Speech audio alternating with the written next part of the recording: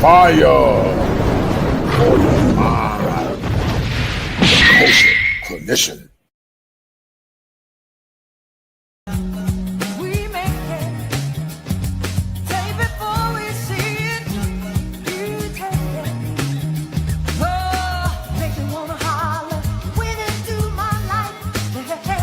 What happens when a man becomes trapped by love and modern femininity forsakes him? Interesting to me that these are the same women shouting from the rooftops when they're our age that they feel invisible, that it's hard, that where are all the good men, that being single is so sad and depressing. So this is the wisdom, young ladies, if you're willing to listen. When you get older, you will be so grateful to not have to do the last third of life by yourself. The hoe tax and the hoe too. Jesus pipeline exposed. What I realize when I talk to women, especially when they get to my age and they have not found a relationship, it is now that they're pining for the opportunities of the past when that nice guy or that good guy gave them a chance, but they thought they could do better than him. A lot of relationships fail because we expect too much from each other. Meaning, not only are you supposed to be my husband, you're supposed to be my best friend, my brunch buddy, my therapist, my workout partner, all of that. And we have lost that a husband is a role, a man is a man, he's not your bestie, and a woman is a woman. We are not equal. We are equal in value, but we are very different. And a wife is a role. And I think the example that we had at home growing up, we saw that polarity. You know, Paco, winter is coming. I remember a time where most women had husbands, and Kevin Samuels talks about a time called winter. And you know, winter not only symbolizes the seasons that are about to come, but winter symbolizes a stage in life. When you look at some of your, yes, ma'am, go ahead. Right, yes, ma'am. Go ahead. I am in the storm. Okay. I got a part-time job. I'm a tax expert, so I only work during tax season. I'm 60 years old. I don't have retirement. My family is spread across the country, yes, and I don't have a strong black man who I love black men in my life. I'm not mad. I know my time is past. Wow. But I am in the winter. Wow. I'm in the storm. Well, I'm sorry to hear that, dear. Let me ask you a question. Do you feel like there was a time where you had a viable black man, but you forfeited that by sometime bad choices? 1,000% correct. Oh my God. I was married. Right. I was fine as hell. And I thought that I was black girl magic. Wow. So wow. That's why I know the death mentality. And I thought that I was. Go ahead, keep talking. You said you thought you were black girl magic. Keep talking, Paca. Oh, but life and reality woke me up. So I've seen you on a lot of other different men's channels. Why is it so important for you to support men and male content? And tell me about it. Why is that so important for you? It's important because we need men in our society. And it seems that we are, every turn we take, men are being placed as a lower section of society, and they are the ones that have built this incredible society for us. So my focus is we need to get back on appreciating what they've done for us, what they are doing for us, and what they will continue doing for us. But we need to appreciate what, who they are, and their strength on being masculine and providing for the families and maintaining society. So that's my main goal when I speak about protecting and defending our men.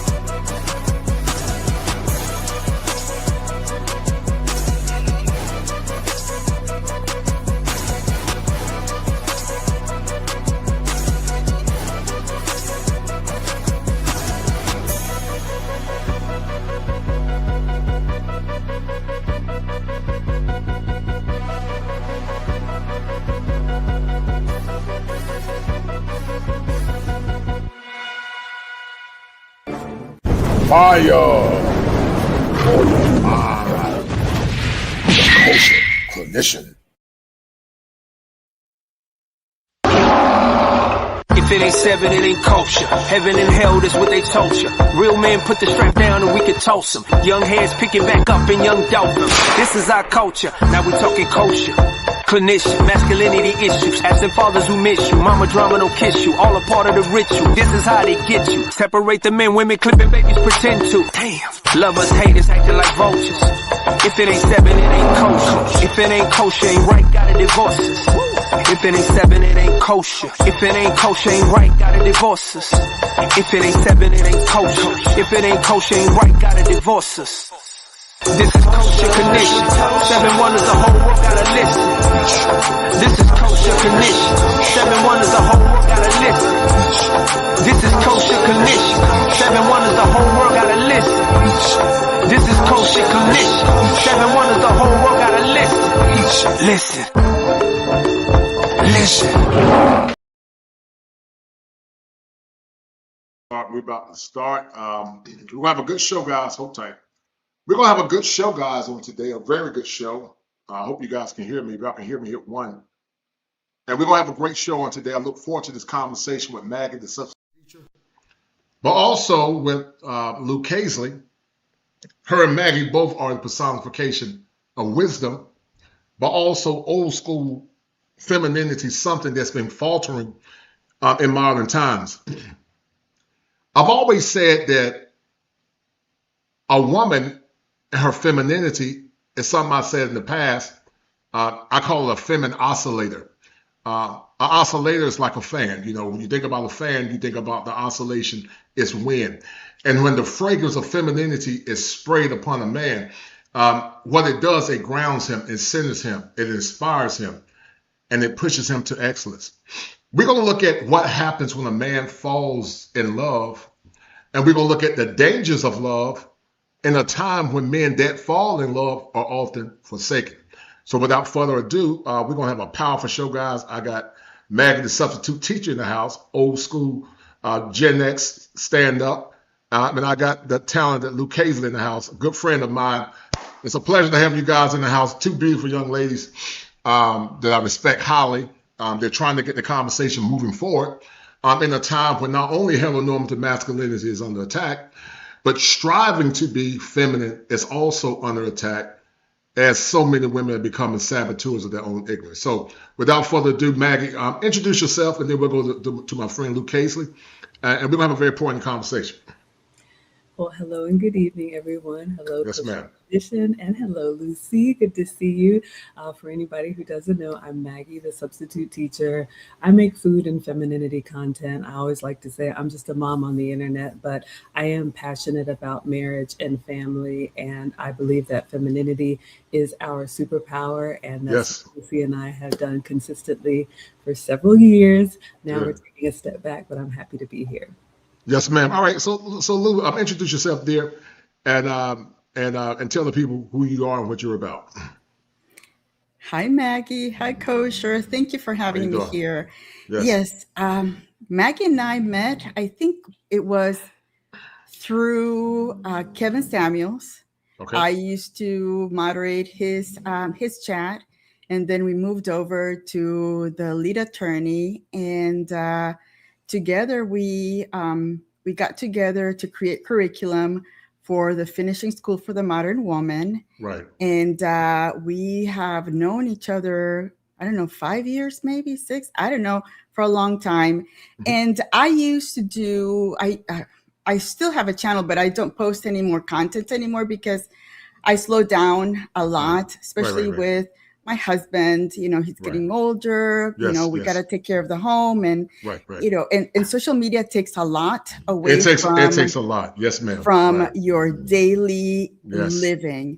Yes. So I'm here just to put a little bit, again, a little drop in the bucket to see if we can start getting back to basics in society, because society at this time is not looking good.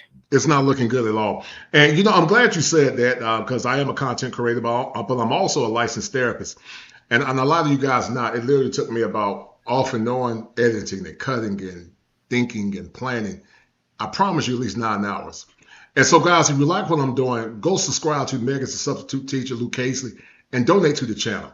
It takes a lot of time, a long time to put this stuff together. You know, I'm an entrepreneur. I work for myself, and it's very arduous. It's extremely arduous, but more or less it's extremely arduous because you're trying to synchronize everything so that we can keep the engagement up. So if you like what I'm doing, guys, go and support the channel, and also please donate. Let's get into it, guys. Anita Baker wrote a song. You know, it's funny. I was looking at some of Maggie content. Maggie was flexing on me because I've always used Anita Baker as a crooner. You know, her music is hypnotizing when it comes down to the essence of femininity. And Anita Baker wrote a song years ago called "Rhythm of Love." Beautiful song. I was actually doing some music therapy with one of my clients, and I was talking and asking her about what the rhythm of love actually means. And I tell men this, that you should love your woman, you should die for your woman, and you should protect your woman, because that enhances a man's masculinity. But see, here's a problem. Falling in love in modern times, and I use that word intentionally, fall, you're actually telegraphing your own doom if you don't have boundaries, principles, and belief systems that supersede a fleeting feeling called love. It's nothing wrong with love, but love without purpose and measure can be very deleterious to a man. That's why I tell young men when I'm in my practice, I say, if you believe in faith, you love God first. Then you focus on your purpose, and then you love and protect your woman. But to love your woman outside of those elements can be extremely dangerous. And, you know, men feel forsaken many times because they're trapped by the feeling called love. And I've always said many times 4 or 5 years ago that a hopeless man is a broken man, and a broken man is dangerous. And something happened, guys, last week where there was propaganda, where there were saboteurs that were trying to denigrate, especially black men. You know, black men always get the bad rap. It's being complicit in femicide. And listen, we take, you know, the women that lost their lives, that's unfortunate, and I take that serious. But to use propaganda media and propaganda politics to denigrate black men, to paint a false narrative, I take great umbrage with that. Because I would say on average that most men are solid dudes. You know, you got young guys that are 20, 30, 40, don't even bother nobody. They're in the basement playing video games. But we tend to assail those men that are innocent bystanders with the percentage of fools that were complicit in destroying women. And I take umbrage with that. And so we're going to have a very good conversation. But the art of femininity, what does that mean to you, Maggie, the Substitute Teacher? And then we will go to Luke Casely. Wow, the art of femininity. I haven't heard it described that way, but I think of the other arts, music, dance, sculpture, painting, all of those things inspire us. All of those things bring beauty. All of those things give us a moment to pause and reflect and appreciate the small things, like Lucy says, the delicate things, you know, the finer things without, you know, expecting it to cost anything. But I think femininity is really just our true nature. My man always says, you know, Maggie, tell the ladies you're already feminine. You just have to stop fighting it. And I think if we get back to the core of who we are, the art of femininity is easier than we think. It's not so much what we do, it's what we don't do. And the modern world has driven us to go counter to our natural culture. Yes, ma'am. Yes, ma'am. I agree with you 100%. Shout out to my man, Rebel Follow Network in the house.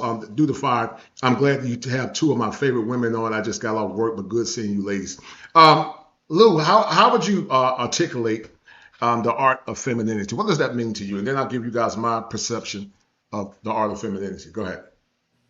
I think, as Maggie said, it's we are our men's inspiration. Men look at us, men look at femininity, and they want it around because we're the ones that put the beauty in the world. At least that's what I think it is to be feminine. They build us the home. We come in and make it pretty for them. Yes, we just put those touches that really they're too busy. I'm just thinking about my husband. They're too busy building outside, doing everything, and we are the ones that make his world beautiful for him. We are the ones that give them peace. They come into the house and they want to be here at home, and they don't want to go outside and slay those dragons once they get home. So again, we are the ones that put the beauty in their lives. Yeah. I totally agree. It's funny you say that because when I was a bachelor, my path was very basic, and most men are basic when it comes down to amenities. We can live on an air mattress and just have basic stuff. But then my wife came in, she put on a like a picnic table with red and white. She started changing stuff around. And she come up very nested, but it felt good for her to come in and arrange stuff because I'm not tripping on it. I can live off the very basics. My house would have looked like an abstract art painting if I would have been there, but she came there and add color to it. And so I'm gonna say that the art of femininity to me is a woman that has not only emotional intelligence, because a lot of times we think that women tend to have emotional intelligence. And I would argue that most women are not centered and grounded enough to personify emotional intelligence. I will also argue that historically men, because men are the romanticeers, we've always personified romantic intelligence because we had to understand the nature of a woman in order to get her to bend to our will and also to get her to come into our essence. And so when I think about the art of femininity, it's like a dance. It's a dance where the woman is intentional. She reads the room. She knows the temperature. She sets the tone. And she knows how to speak into the heart of a man. She's always in synchronicity with that man. I call it optimized, Maggie and Lou, to be synchronized. And when that balance is like a wave, I call it a verve.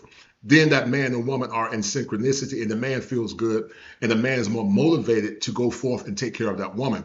Teddy Pendergrass wrote a song back in the day in the 70s. He said, "You are the greatest and the latest." He said, "You are my inspiration."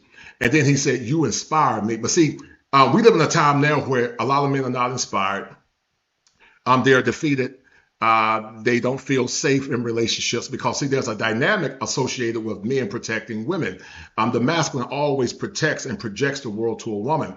But also the feminine has to harness the masculine by protecting the masculine, protecting his mind, protecting his peace, and protecting his image. But men have been conditioned from the annals of times from day one to always bend to the will of a woman, to bend to the will of her needs at his expense. I see it all the time in therapy, especially with my men. And what happens many times, they are drained, they're not inspired, and they're not motivated to push forward. I hear some women say men need to build. Men say build for what? What am I getting if I build? I'm not getting quality. I'm not getting somebody that understands her role, not understanding that, men and women are equal in human essence. But we're not equal in role and design. We were designed to do different things. There are things that women have that supersede men, but there are things that men have that supersede women. But when those two complements come together, we have what's called soul fusion. And so the world that we live in now always tell men to always give, but they're not giving men nothing in return. The OJ's wrote a song, Maggie and Lou, back in the day, said you got to give the people. You got to give the people what they want. And so until the modern woman gives the man what he wants, there can never be the love fusion. And I tell men to stand on business, stand on boundaries, never waver in their convictions as men, demand what they want in a relationship, and be ready to give it to that woman if she's ready and she's a willing participant to receive the beauty of love. How would you respond to that? Is that one for me? Yeah, yes, ma'am. How would you respond to that? I know I said a lot. Yeah, that was a lot. I don't know if you had a specific question or if you wanted just my thoughts on what you said. Yeah, that's your thoughts on what I said. Yes, ma'am. I do agree that men and women, I say often, we're not equal. We're equal in value, but very different. And those differences, like you said, are the roles that we provide in a relationship, and both are necessary. And I love what you said about how your wife spruced up your first place. And I saw in the comments, and Lucy and I have talked about this, most men would be okay with the studio apartment. Oh yeah, we're okay with the studio apartment, right? Beater pickup truck and just living, their life. And women, we have to realize that all of the extra that men do is for our benefit. It's for our comfort. Yes. They don't need all of the finer things in life. So when we appreciate that, like you said, we can turn a house into a home. We can turn ingredients into a meal. We can turn a simple gathering into something memorable. Those are all of the things that femininity can do. The one thing I wouldn't disagree respectfully. I would just say, you did say at the end, men need to demand what they want. Mhm. I understand and I don't disagree. However, I Right. think that escalation comes from men allowing women to go on with bad behavior for too long. Yes, I agree with you 100%. You're right. So in my case, I agree. Mr. President, he sat me down on the second date and told Yes, me, ma'am. this is what I'm going to do for you. This Yes. is the line I'm working with. Yes. These are Right. my Right. expectations. Do Yes. that. And when Yes. you have that certainty in the beginning, you're Mhm. both just walking out what was already the plan. Right. So there really is no debate or arguing or I thought, well, you said. A lot of that goes away. I think that's part of the problem that we have in relationships now. So that was my only counter, if you will. Right. But I Right. agree. Right. Mhm. Oh, no. You're 100% correct. Frederick Douglass once said, Maggot, that power never conceded to nothing without a struggle. It never have and it never will. And I do believe that you have to set the groundwork from day one. You have to properly enunciate what you want and need in a relationship. The problem is we live in a time where a lot of men have not been calibrated, like in other countries, to assert and ask for what they want in a relationship. There's a clinical concept that I see a lot of times with a lot of men. It's an ego defense mechanism called introjection, and we'll talk about that at some point. But Lou, how would you respond to what Maggie said real quick? Go ahead. You're muted there. I was thinking about what you were saying, Kosher and Maggie, and sometimes when my mind just veers off on just different things. And one of the things that is really important to remember is that women, again, as you said, you and Maggie said, women are women right now because men allowed the behavior to continue. Right. Again, right. feminism wouldn't be feminism if those men didn't put a stop at the beginning. Yes, So right. again, we have, as women, we have the capacity or the ability to just blend into things and make them great or Right. make them worse.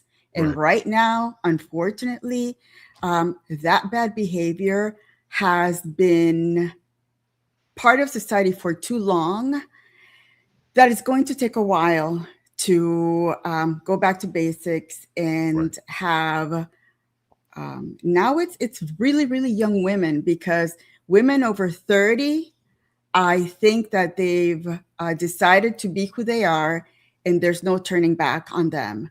Right. But we will start with the younger generation and start maybe with the basics, manners, just being polite, just accepting that there is authority in the world, and we can't just talk back to people that have authority over us. Again, we have allowed that to happen to this point, and now it's out of control. It's out of control. But I love what you and Maggie said. Maggie, you are correct, and I'm glad that you and Mr. President had that very pointed conversation. But let me add a little bit of insight from a clinical perspective. Human beings are what I call trichotomous. That's a very what can I call it? A GRE word. It's an offshoot of a dichotomy. Human beings are soul, mind, body, and spirit. And so this is what happens when you get socialized to see yourself not within the framework of masculinity. It takes time to break that conditioning. Now, in theory, you're correct. Men should stand up and say, no, men are beginning to speak up now. But when you've been socialized for so many years to see things through the lens of your mother, to see things through the lens of women, to see things through the lens of the approval of your mother and women, then you can't, it's hard to break that kind of conditioning. I'll give you guys an example. I have 3 sisters. One passed away. My mom died last year. I love my mom. I think about her all the time. I miss her. But I said, hold up, something's wrong with this picture. My masculine alarm kept coming on. Because I always tried to see things through the lens of understanding. Don't get me wrong. I'm not saying not to understand mom and women, but it was to the point where I was compromising my masculinity for the approval of what they wanted and doing, while indignifying myself. And what I'm saying is that true heteronormative masculinity doesn't do that. What it does is speaks truth to power. It says what it means. It does it respectfully, because see, there's a difference between a good man and a nice guy. A nice guy is just a facade. He's an avatar. It's not who he really is. He does it for the approval of women. And what happens when things don't go right, then he lash out because he's not getting his needs met. But he's done that because he's been conditioned to respond a certain way for the approval of a woman. What I tell men is that to stand firm, stand free, say what you want to say, respect your woman, but don't waver in your convictions. Come up with core boundaries and value systems, and let your value system be the anchor to what your values are. The problem is so many young men have not been given the opportunity to do that. And so when you've been psychologically conditioned to see things through the lens of affirmation and appeasement of women, then you become a victim of your own ignorance. So it's important for us to get back to that, but this is what I think. I think this issue that we have now is spiritual. I like what you said, Megan, when I was looking at some of your commentary. I don't see it getting any better in our lifetime. It's not because I'm being nihilistic, but I'm being very pragmatic and also being highly realistic. The great teacher Jesus said, you can't take new wine and put it into old wineskin. Then he said, if God doesn't build the house, then the labor he builds it in vain. The paradigm or the foundation is broken, is faulty. And so we keep trying to put new wine into a broken foundation, and then we look silly when we don't get the results that we want. And so I do believe in femininity. I do believe in love within reason. I do believe in the power of a woman's touch. I do believe that women can inspire men to greatness, but there must be nuance to it, and there must also be reciprocity in those said relationships. I'm going to ask you guys, we're going to get more into it. I'm going to bring a feed up because we're going to cook today.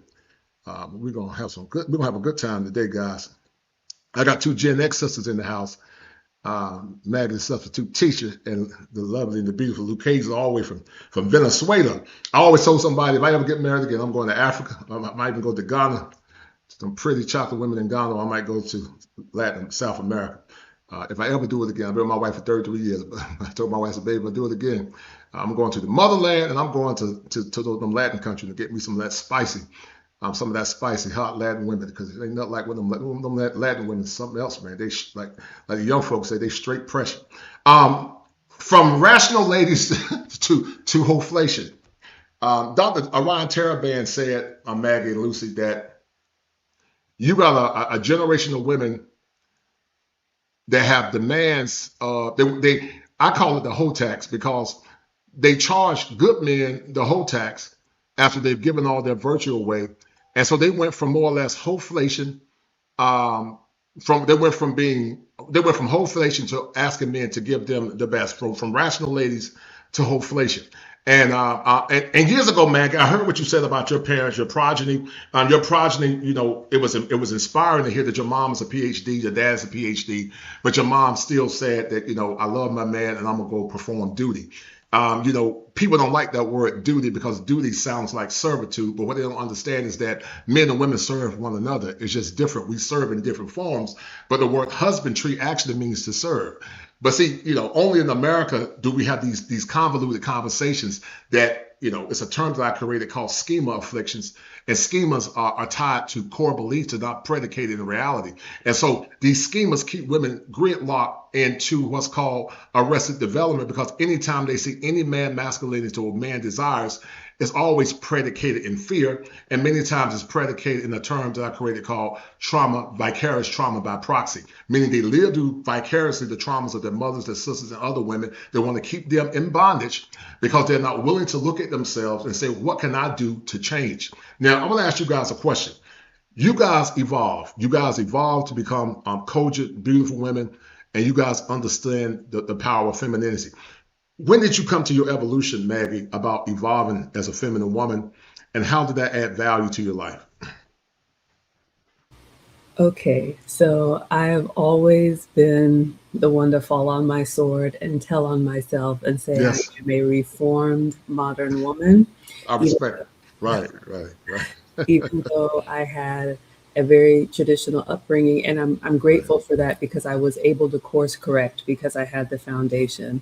Right. However, whether it was college or corporate America, like you said, we are socialized to believe that anything you can do, I can do better. Yes, ma'am. Right. When girls are raised up now, it's almost like your feminine traits are a weakness. Anything that what we now know is an asset, we're kind of taught to, shove it down and be just like one of the boys. So to answer your question, I married my college sweetheart together for 18 years, married for 10 years, 2 boys. But I admit that I was competitive. I was ambitious. I still have a lot of that, but I've learned that it doesn't get me where I want to go. And so unfortunately, the marriage did end in divorce. And for me, that was very humbling because I'm one of those people that usually what I work hard at, I succeed. And so that was a big check to my ego to have a failed marriage. Luckily, we co-parent really well. You know, the boys are now 16 and 18, but life brought me back to someone from my childhood, Mr. President. And like I said, he sat me down. But not only that, I was able to see the caliber of man that he is and tell myself, if I don't want to repeat this mistake and I want to be around where he's going, with or without me, I need to change. Yes. And so I started making some changes. I mean, you know about the finishing school. I enrolled myself, but the long and short of it, and what I tell women, I think we try to overcomplicate it. If your man compliments you on something, do more of that. And if he says, I don't like this, don't do it again. It's really not that difficult. And so I noticed when I was softer, when my communication was better, when I was more patient and less impulsive, he would respond well to that. And so really EQ of reading the room. But I do think we just blow past stuff, or maybe our pride is like, I don't care, this is just me. But that's not going to get you the outcome that you want. Yes, ma'am. Yes, ma'am. Lou, how would you respond to that, dear? And before you respond, shout out to my man, Tip Network in the house. I got nothing but love and respect for that brother. He said, allow me to respectfully to donate to a great channel with 2 classy ladies. True indeed. Go ahead, Lou. How would you respond to that? Unfortunately, in the Western world, we women, we tend to do what other women do. So when it comes to that, appreciating femininity, if you're in a group of women that, you know, the rest of the women tell you, oh, that is, you know, you don't do that anymore. That's old school. You know, they shame you for being girly. They shame you for wanting to have that, going back to basics, the nuclear family, thinking about a husband and how you're going to have babies and a family. They shame you for it. They tell you, you have all this time in the world and, you know, you can have a family later on in life. And now you see all these young women that could have had a husband from in their 20s. Now they're in their mid 30s. Now they want someone right away. It doesn't matter who, because their clock is ticking, and they want to have, you know, that family in a matter of a year or two. When they were in their 20s, they probably had 2 or 3 really great men that were good options, and they let it by because they were either told by their family members, their colleges, movies, and the environment, society, that they still had time to do whatever they wanted to do when they were 20 in their 30s. Yes. And one of the greatest, Meg, I know you got a son, and I've seen some. He's a valiant young man, and I know you're proud of him. And I believe young men like your son and other young men that made good choices, they deserve to get the best of the best of the best of the best of women. I'm raising my daughters to be virtuous women. I got a daughter in college. She'll be an upcoming senior. I got my little, I call her my little Princess Fairy. She's 16. She's a beautiful young lady, very extremely feminine, very soft-spoken. And I'm hoping that my daughters can get good men, good men like your son to serve in our country, and good men to understand the importance of family. And I'm so honored, Maggie, that you've been transparent in this conversation. Because let me tell you something, Maggie, what men are not stupid. There are some women that come in these spaces, they're not really genuine. I call them trad cons versus trad cons. They talk about being traditional conservative women, but it's just a traditional con game. It's not real. It's just a facade, because some of these women are tired. They've had their fun. They ran to the Statue of Liberty only to be pushed away because the Statue of Liberty said, no, we can't take you no more. We can't take you. Bring me your tithe and your post. The Statue of Liberty said, no, I can't do nothing with you now. That vagina is tired. That vagina is poor. And it's looking for somebody to come and be a sucker. And the Statue of Liberty said, look, I lied to you, but I ain't got no money. I'm broke.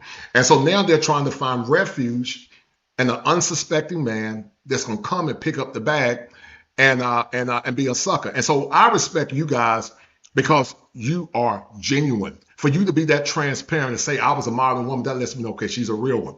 Because a lot of times the women that come in these spaces, they're not real. And I just listen to them because they always telling themselves, they're always telling themselves, or they'll get mad, or when I say something, sometimes I give it the whole test and they'll run away and get mad.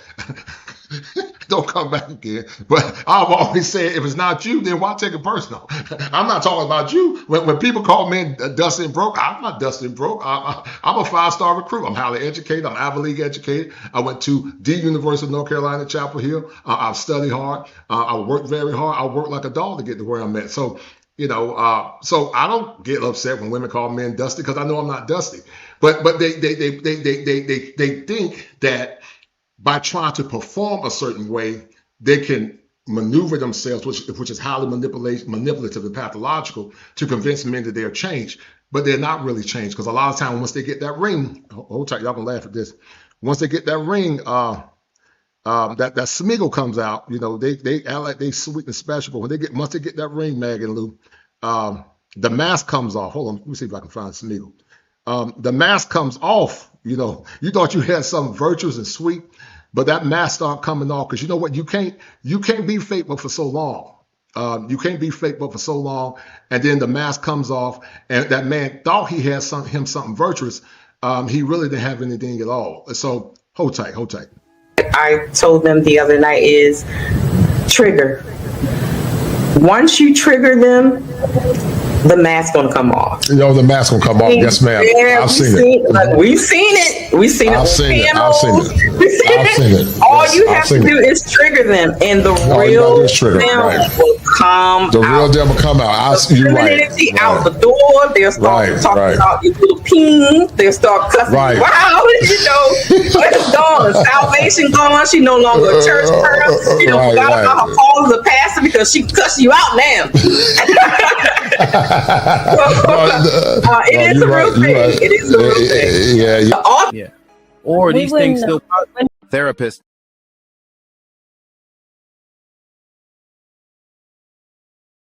Why is it so important for you guys to be transparent and honest? What have you guys learned about the power of transparency and honest when it comes down to femininity? Okay, so if that's for me, I think if your morals and if honesty is part of your moral and value, just the fabric of who you are, it's going to be hard not to be transparent. Right. Lucy and I have both extended grace to women who come into our spaces, and then we realize, oh, okay, you just wanted to be around these caliber of women, but you really didn't have any intention on doing the work because of this work. Right. For me, I think that's the only thing that's sustainable. I know, especially in this space, anybody can have a channel, anybody can have a podcast, but I believe and we teach that all of us have a brand. We're all leaving something behind. And for me, it's really important, especially as older women. I don't think there's any shame in saying, I've messed up. And this is how you can avoid that if you genuinely want to help. I think some people have other intentions and they think that if they just, I don't know how I got here, I'm just unlucky in love, and kind of play this game like you didn't have any fault in why you are where you are, it makes them look better. But it's actually the opposite, because people know the human experience is success and failure. We all have gone through that. So if you don't have any area of improvement, if you don't have any feedback that you've been given that you needed to do better, if you don't have any reason why you have not been successful, I think it's a natural suspicion that people will have, and it ends up being much worse for you than if you had just been honest. And at my age, I'm not a good liar anyway. I don't have a poker face. I'm telling the truth. Either you like it or you don't. Yes, ma'am. I love it. I love it. How would you respond to what Maggie said, Lou? Go ahead, dear. It's true. You will catch a pretender. The more they speak, the more they, their what they say does not match what they do. Unfortunately, with these women in the Western world and social media, they are great at dressing up the part. But when you look behind all that pretty stuff, there's a lot of skeletons in that closet that they're trying to push in, and they're trying to keep from coming out. So again, Western society has allowed women, especially pretty women, to avoid accountability. Yes. Okay, because she's pretty and you don't tell her those things because you're going to hurt her feelings. You're right. And unfortunately, we have taught society that hurting feelings is bad and you don't touch that. And we need to get to a point where, we got to hurt your feelings for you. We got to hurt your feelings. To maybe stand accountable for your actions is. Right. Yes, ma'am. Yes, ma'am. I want to show you guys something as we're talking about the art of femininity. And the conversation is what happens when a soft answer turns away wrath instead of this. Most men have never heard a soft answer from their woman. I will argue Maggie and Lou, and this is going to sound controversial. I had a conversation with Dr. Helen Smith. She wrote the book Men on Strike. And his side, shout out to Dr. Helen Smith, somebody that I respect highly. But I said something that was very profound, but also maybe shocking. And, I know that, I know Mag is an intellectual and Lou is also as well. You guys are intellectuals. But I said that most men have never had an orgasm. They said, well, people look, what do you mean? Oh, no, most men have never had an orgasm. And what I mean by that, I'm not talking about a physical orgasm because most men have had that. But they've never had a mental orgasm. They've never had that soft, feminine woman that speaks life into them. And I'm going to tell you something, guys, it's so powerful that when men travel abroad, they become extremely emotional.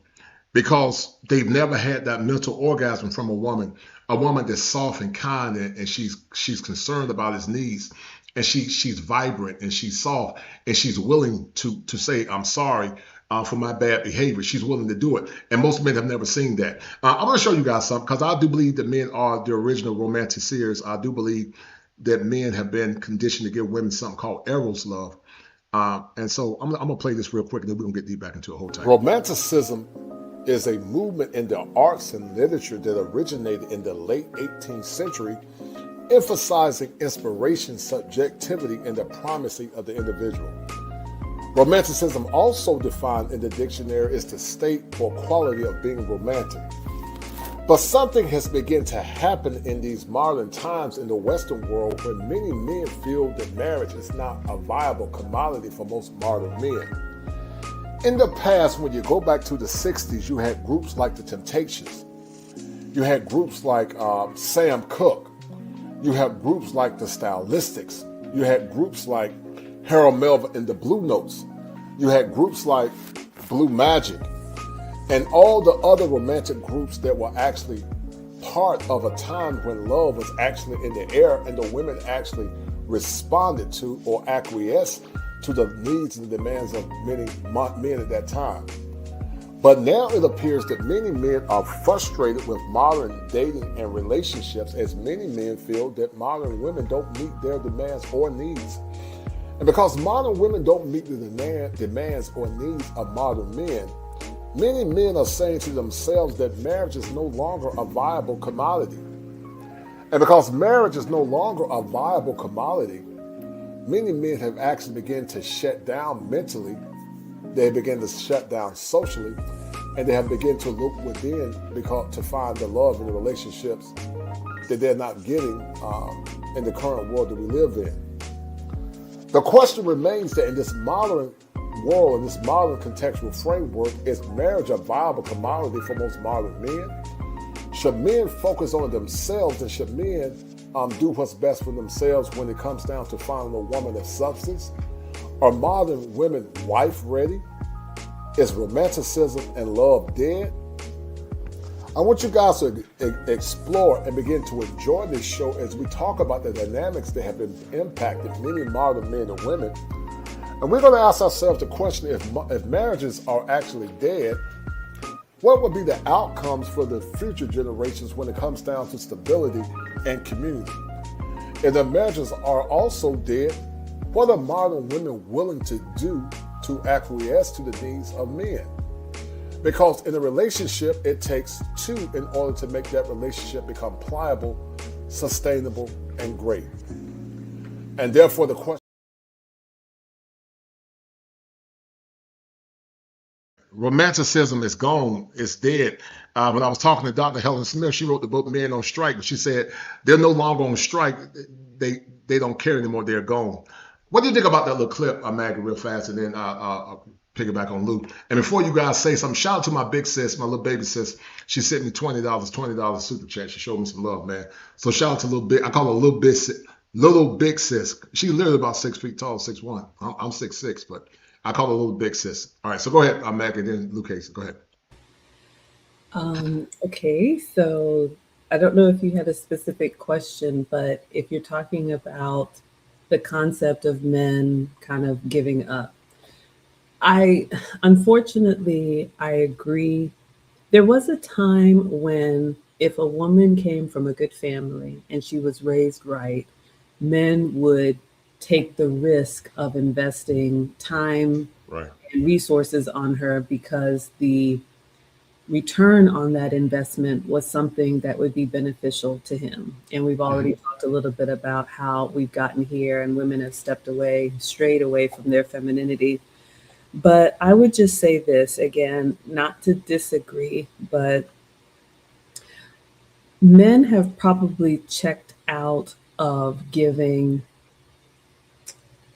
all this accolades in mass. But like the late, great Kevin Samuel said, all you need is one. I think when a man has a good woman, he still wants to pour in to his woman. He still wants to take care of his wife.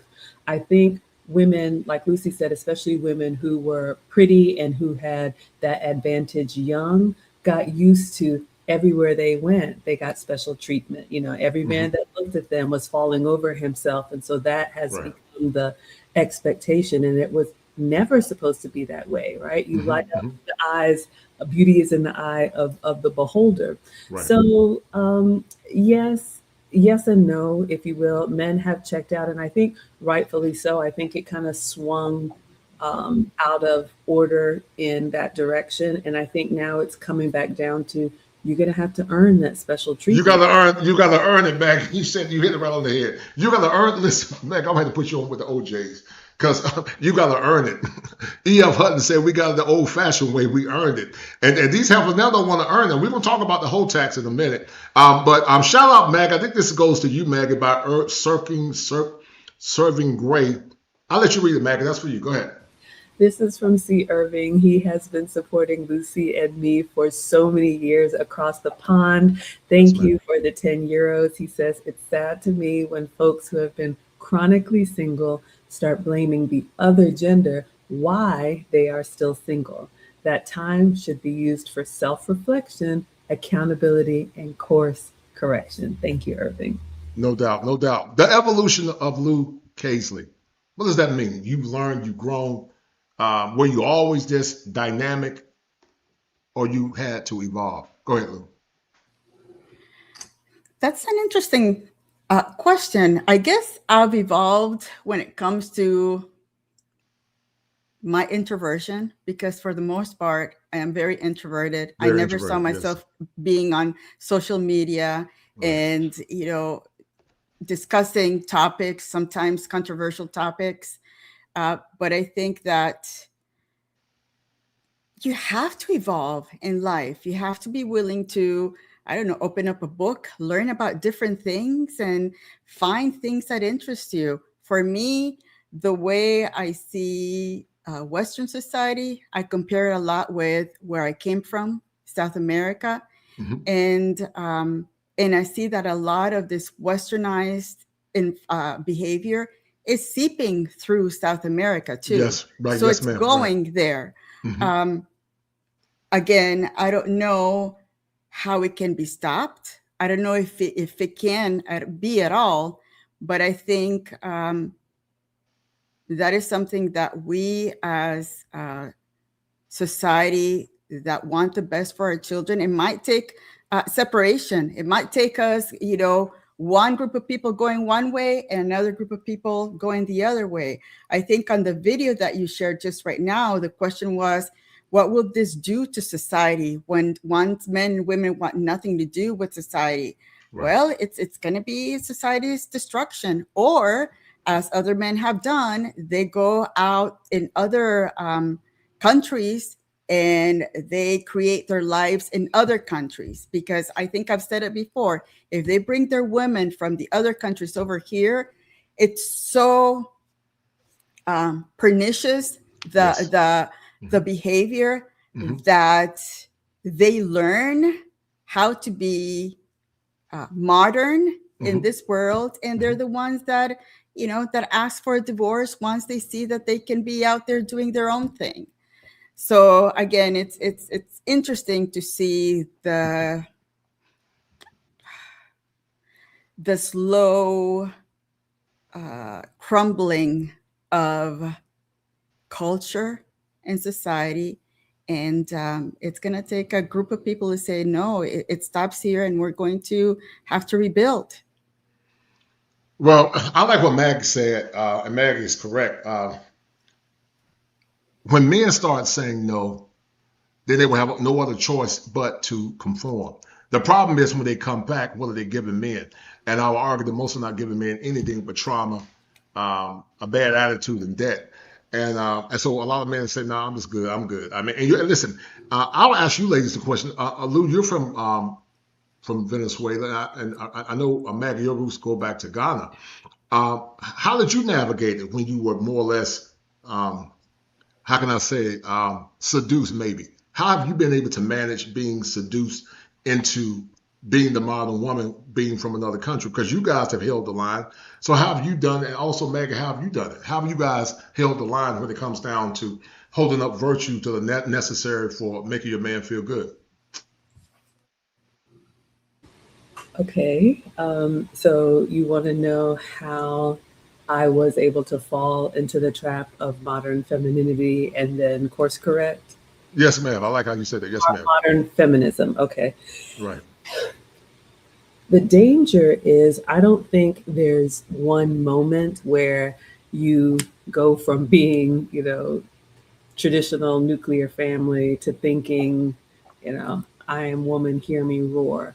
I think it is a collection of, like, as they say, death by 1,000 cuts. And it starts, in school. Again, thankfully, I had the good example at home, but being, I don't want to use the word groomed, but being groomed to be productive in a way that is more professional, having that celebrated, and things that are feminine or womanly downplayed, getting rewarded. I've been an executive, big job, big bonuses, all of that. It's like a system that it just feeds on itself. And before you know it, you want more. We live in a consumer culture, right? So you want the trips and you want the car and you want the big house, and that just feeds into burning the candle at both ends. And then before you know it, either your body's breaking down, or I remember being louder than I wanted to be, harsher than I wanted to be, just moving fast, bowling the kids in the school door, pulling up on 2 wheels, just a mess. And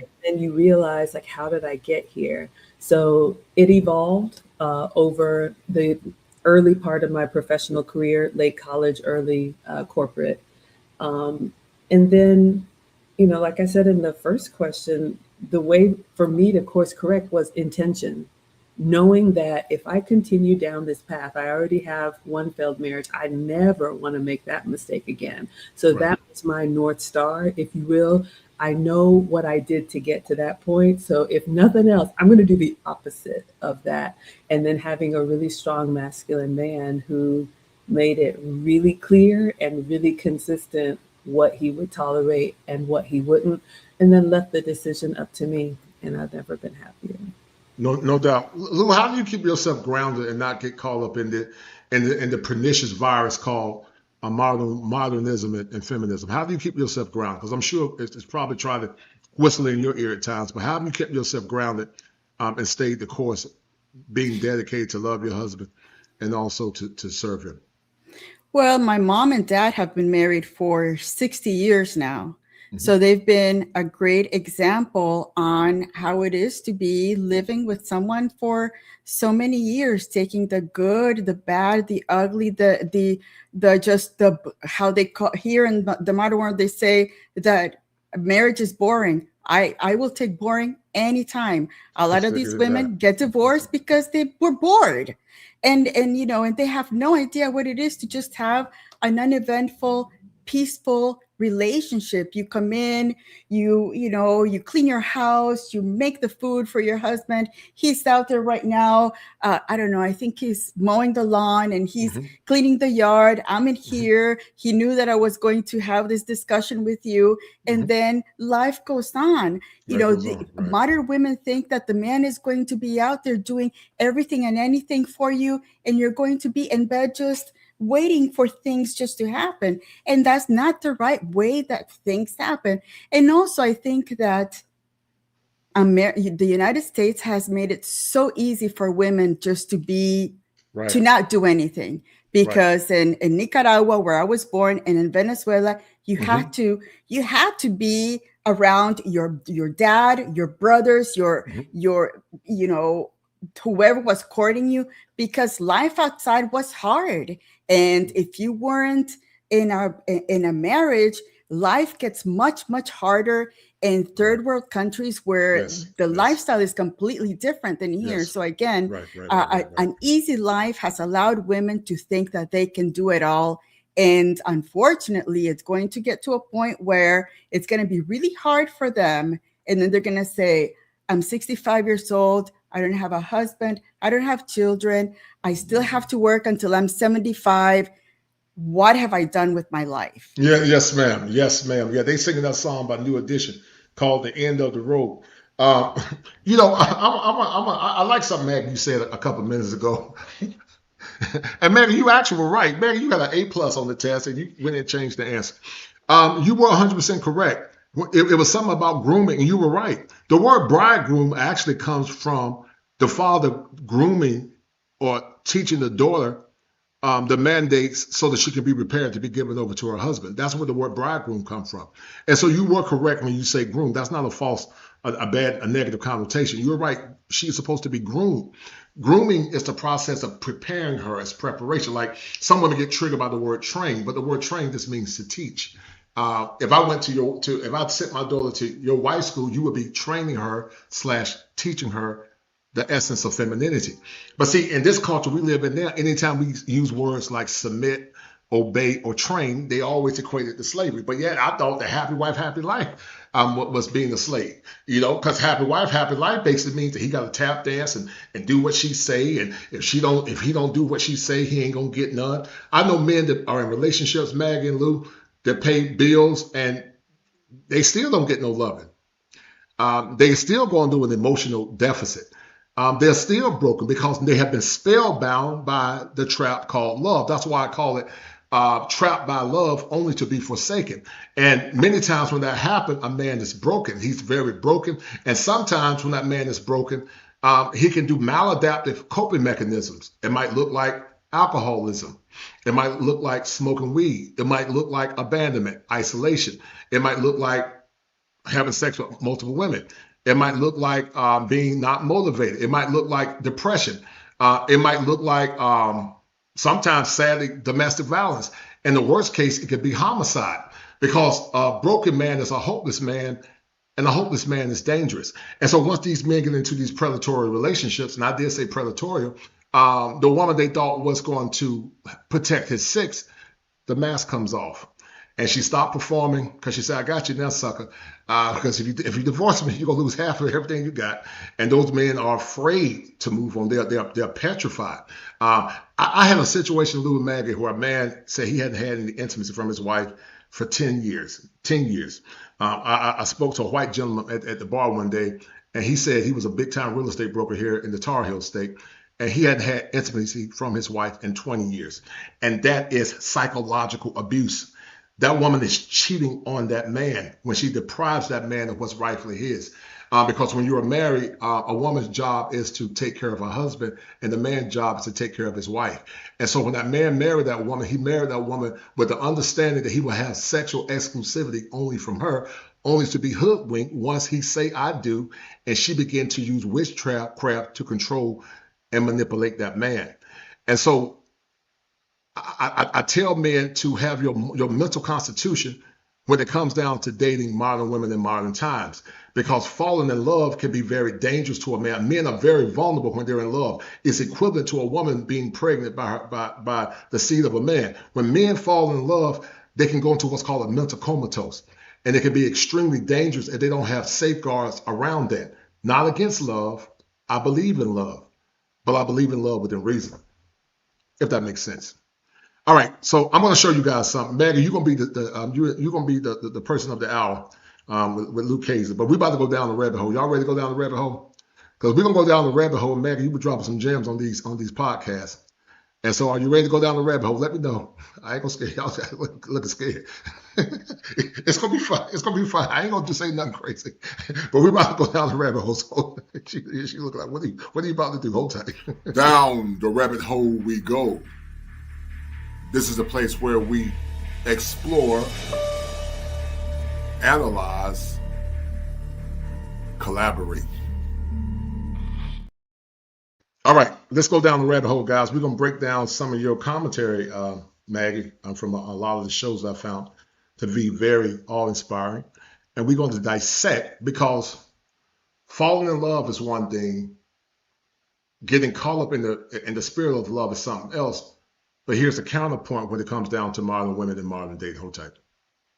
For me personally, the way that I was raised in a traditional immigrant family, both of my parents have PhDs, but my mom also cooked and took care of the family, and that's the example that I had. So you can be academic and, like me, been corporate since college, but what really changed for me is I did not realize how masculine I had become.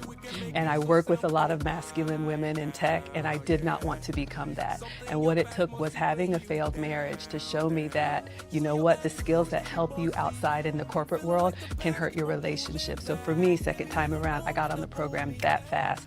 I have a very masculine man, and what he says is, Maggie, tell the ladies that you're already feminine. You just have to stop fighting it. And we've talked a lot about power, and I believe femininity is our superpower.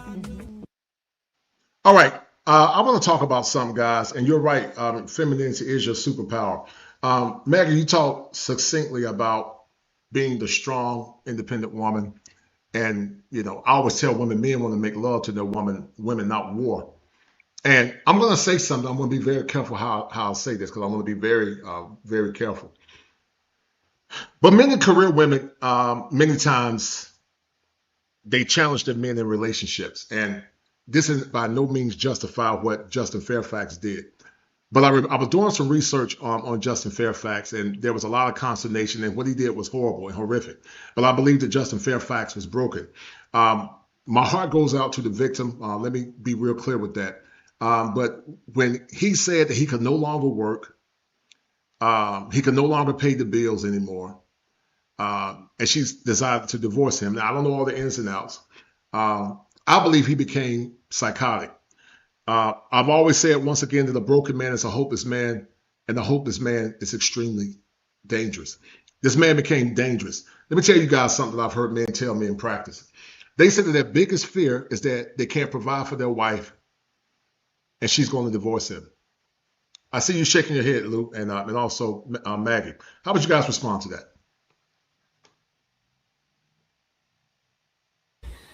Well, I have to agree, unfortunately. I mean, in transparency, I'm not trained as an expert in this area like you are, and right. I don't really feel like I have a place to speak right. in, because I haven't had the male experience, but I can only imagine the pressure. Men's lives are already full of pressures from the outside, but then if you have a woman that is a fair weather friend, she's only there as long as her life is comfortable, that compounds the pressure that the world is already putting on the man. You better not slip. You better not fall. I think we've seen that in some of the clips, unfortunately, even at the altar, when the vows are supposed to be for better or for worse. Or for worse, right. Will say either for better and better, or they will omit that part of the vows, which it's not funny. It has to be terrifying. If we have a good man and we've chosen wisely, we have to know that he is doing everything in his power to right whatever is wrong, and to either threaten him, either explicitly or implicitly have him believe that he could lose everything if he doesn't keep this thing going. I think it's tragic, and I'm very saddened by it. Yeah, I'm saddened by it too, and I was very distraught when I heard it, and that's not to minimize what happened to those ladies. Lou, I saw you shaking your head. I want you to articulate what you were thinking, please. It is heartbreaking because, unfortunately, if that man would have had that ride or die woman next to him to say, hey, baby, it's okay. You know what? Let's sell the house. Let's see if we can figure it out together. I will get another job while you're trying to do maybe, open up a channel. I will be working out there while you're trying to restart your life over here. That's where our feminine instinct and our, that's the beauty in us, to motivate our guy to keep going. It really doesn't matter. We can sell the house, we can sell the cars, we can live in a box. As long as we're together, that's all that matters. And unfortunately, the modern life has taught women to believe in these transactional relationships that if I'm not getting anything for you, what's in it for me? Yes, ma'am. It's not that before, we should believe in being women of service. I am I give service to my man too. If it comes to him not having a job, then I'll go out there and get another job while he is doing his best. Because I know that the man I chose, the good man that I married, I know that he will be going, doing everything and anything to get back to the life we had. So again, it's really, unfortunately, it's tragic. And that is an example of, for us to take a step back and say, what went wrong over here? What really happened? And what happens a lot of times, Lou and Meg, is that a lot of these boys have never seen masculinity. Some of these men have always lived for the validation of the women in their lives, their mothers, their sisters, and everybody else. They've never lived for themselves. And the thought of their women abandoning them is equivalent to post-traumatic stress, I will argue. Even if it's not 100% full-blown PTSD, it could be other stress-related disorder, some of that ilk, or PTSD unspecified, because it doesn't meet the duration or the criteria. I believe that this man was going through some vestiges of PTSD. I think he was broken. And, of course, the armchair therapist would say this leave. Well, listen, let's say if he did leave. He should have left. He shouldn't have taken that woman's life. My heart goes out to Dr. Serena Fairfax. But let's say if he does leave, when he come back, he's still in the situation because the woman that he was with, she said that she didn't want to be poor anymore. And she was going to take his kids, and he couldn't provide anymore. He was a lawyer. He couldn't earn money for the last couple of years. And when men are in those very precarious circumstances and situations, a lot of times women judge their husbands based on their ability to provide. And so when that man can't provide no more, and that man and that woman's mind, you're not good anymore. I'm gonna go for somebody that's gonna get the bag. And so that man that said, I love that woman, because see, love is a very strange emotion for men. When men love, we love hard. When we love, we're extremely vulnerable, because most men have to be in that masculine logic. It's like when a woman gets impregnated by a man, that's highly illogical to put your body through that kind of pain and risk. But that's what love does to a woman. When a woman is in love with a man, she's willing to put her body through a bunch of pain and risk. But when a man is in love with a woman, he's willing to put his mind and body through the arduous process of being the provider. But once he does that, now he's locked in. But now when that woman decides to leave him, it can be highly chaotic, and we don't give grace, and we don't understand what men are going through in those moments when they are broken. We just assail false idioms and false stereotypes to those men, and those men continue to go into the perpetual cycle of isolation, because once again, a hopeless man is a broken a broken man is a hopeless man, and a man that's hopeless is dangerous. When men are isolated to the people that say leave, that's when he's most dangerous, because he doesn't have a cadre of masculine men around him to corral him in his brokenness. Back in the old times when men would go off to war, men would fight, and we would have manhood conversation. We had the barbershops, but now men can't even have the barbershops no more, because the women in the barbershops, when we go out to war, we go hunt, men would go around the campfire, and we would talk, and we would talk about man-ish. But now they don't have the power to do it. And so it never justifies what happened. My heart goes out to that woman. But I think we got to start hearing and understand male mental health, what it means, and give men some grace and give men some dignity. I want to finish playing this real quick. Megan, with some of these clips that I took a lot of time to create. And guys, look, do me a favor. It took a lot of time to put this stuff together. So please support the channel. Please show some love. Hold on. All right. This is what we talked about earlier, Mag and Lou. Masculine, feminine in harmony. Stronger together, unstoppable also together. Masculine energy protects, leads, provides, and builds. Feminine energy nurtures, inspires, heals, and elevates. What are some of the things you ladies talk about in the wife school that you and Lou were actually doing together to personify these characteristics in femininity?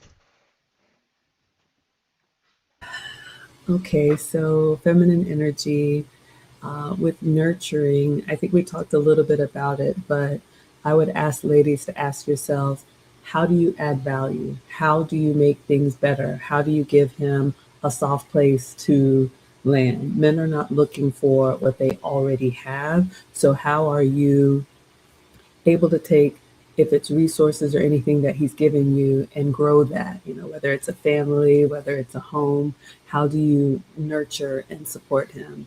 With inspiration, we talked about that. I think a lot of women get it wrong with femininity. I often tell students, I want you to do less and be more. And like we said, the modern world has us running around, doing everything and nothing at the same time, because it's just about productivity. So you can, get the next bag or shoes or car or high rise or whatever. But inspiration to me is really about our presence. And it's not just sitting back and doing nothing, like Lucy said, but having that EQ, that emotional intelligence, to see when your man is maybe a little bit more pensive, to offer, what do you need from me? Is there anything I can do? Sometimes it's just being there and sitting next to him and saying nothing. Sometimes it's making his favorite meal. Sometimes it's just encouraging him when he's doubting himself. I think a lot of times women miss that men, the masculine men that we want, are often their biggest critic.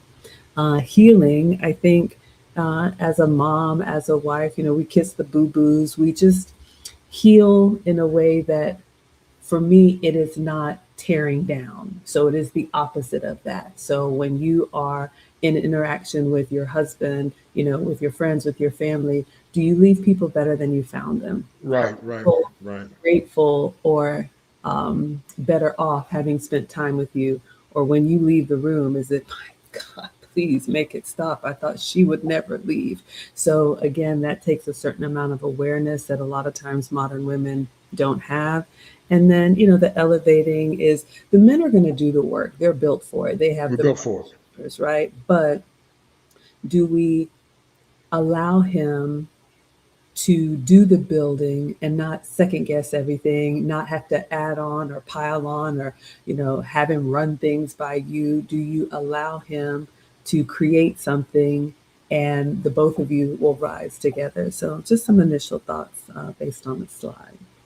Go ahead, Lou. How would you respond to that? How would you respond to it? Go ahead.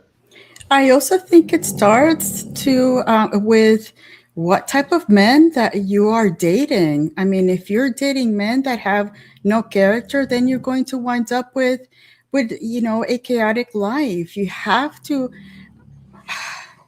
do your due diligence on that first, second, and third date.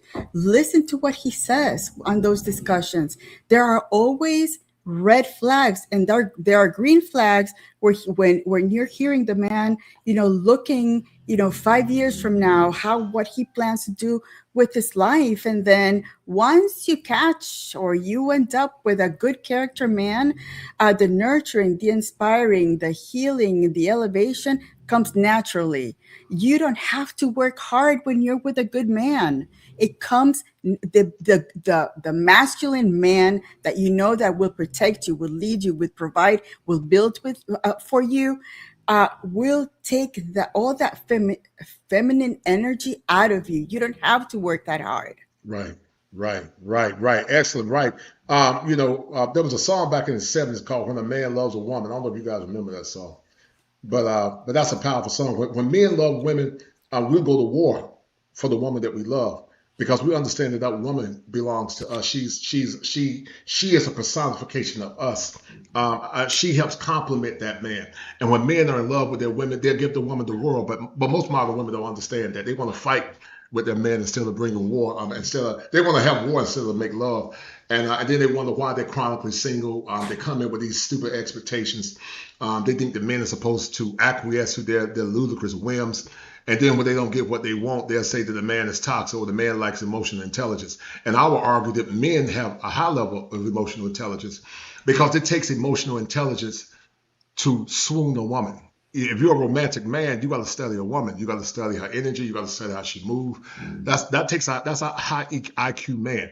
And so when I hear these women say, "Oh, your men don't have no emotional intelligence," they got plenty of emotional intelligence. men be emotional intelligence since the '60s, since Sam Cooke, since the Stylistics, Blue Magic, since True, since I can't even think of all the singers and the crooners back in the day. Since Keith Sweat, "Make This Last Forever."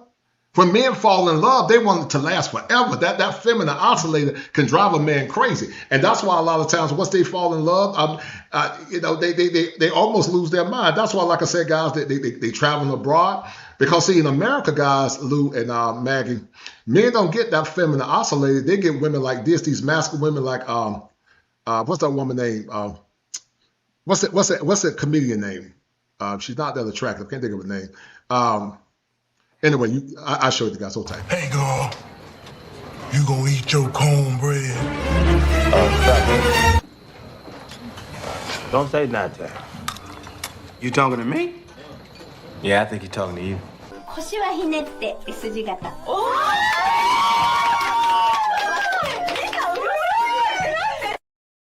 Yeah, these masculine chicks want to eat men cornbread. They'll tell you, "I'm gonna eat your cornbread." What is that comedian name? I can't think of her name. Leslie Jones. Yes, ma'am. Oh, she's extremely masculine. And so, when a man see a woman like that, soft and feminine and sweet, oh my goodness, it drives a man crazy. Now, I got another part I want to show you in Lou, because having the vulnerability to say "I'm sorry" is very powerful. I had a friend of mine, Lou, and Maggie, that said that women haven't apologized since 1990. They haven't apologized since 1980, 89, and 90. We're going to talk about the power of apology and how being apologetic to your man actually have changed to the trajectory of relationship. Let's play this clip, and we're going to talk about this song. I did put it through the copyright press. I hope they won't give me no press, but no problem. Hold tight.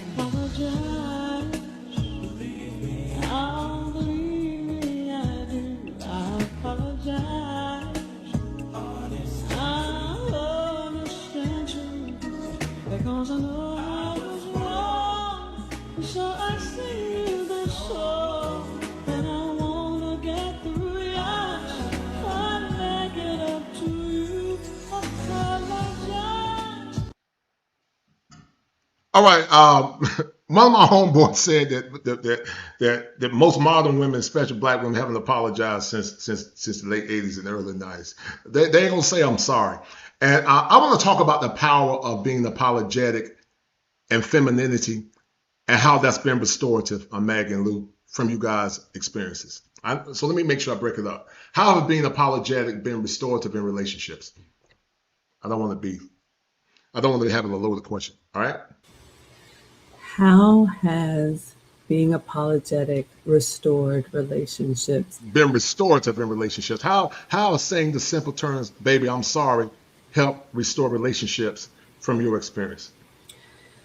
Well, I think it starts from a place of humility, which a lot of modern women are missing. Again, the way we are groomed, if we're agreed, that's the word, we have an ego and a pride that is larger than life. It is out of proportion. And so when you think I'm a 10, when you think I don't have any areas of improvement, when you think that man is supposed to serve me, it's going to be hard for you to say, you know what, I was wrong on that one.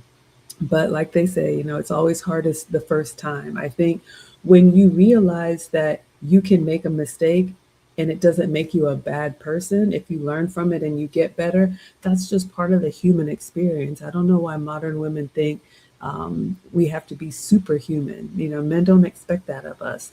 And I'll tell you, a masculine man is going to give you feedback. He's going to give you feedback. Correction. He's going to give you correction. Right. The way you handle that can either help your relationship or it can hurt your relationship. So to answer your question, how has it been restorative? I think when a man knows, Lucy said, you know, we need to choose a good one.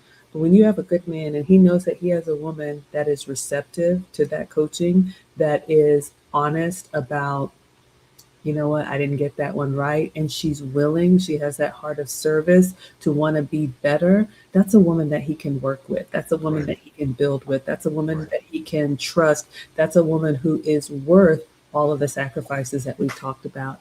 If you do not have a contrite spirit, if you don't have the type of willingness to say, you know what, maybe I don't know everything, you're just going to be combative with each other and you'll never progress forward because you're just having the same. Yes, ma'am. And one of the things I've learned in couples therapy is that you got to be willing to compromise. If you're not willing to compromise and have a broken spirit and a contrite heart, you'll never heal your man. Shout out to my man, the Quiet Storm, the Top Gun, for that $5 super chat. He said salute to the guests and the host at the Kosher Clinician. And also shout out to my brother, man, all the way from the West Coast, brother RJ. Brother RJ always showing love. I got nothing but love for him for that $10 super chat. Shout out to brother RJ for that $10 super chat.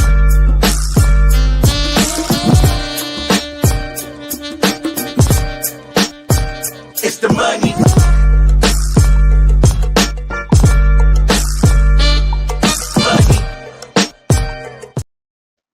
All right, the power of being apologetic, Luke Hazley, and the restorative power that it has in relationships. I want you to break that down for me.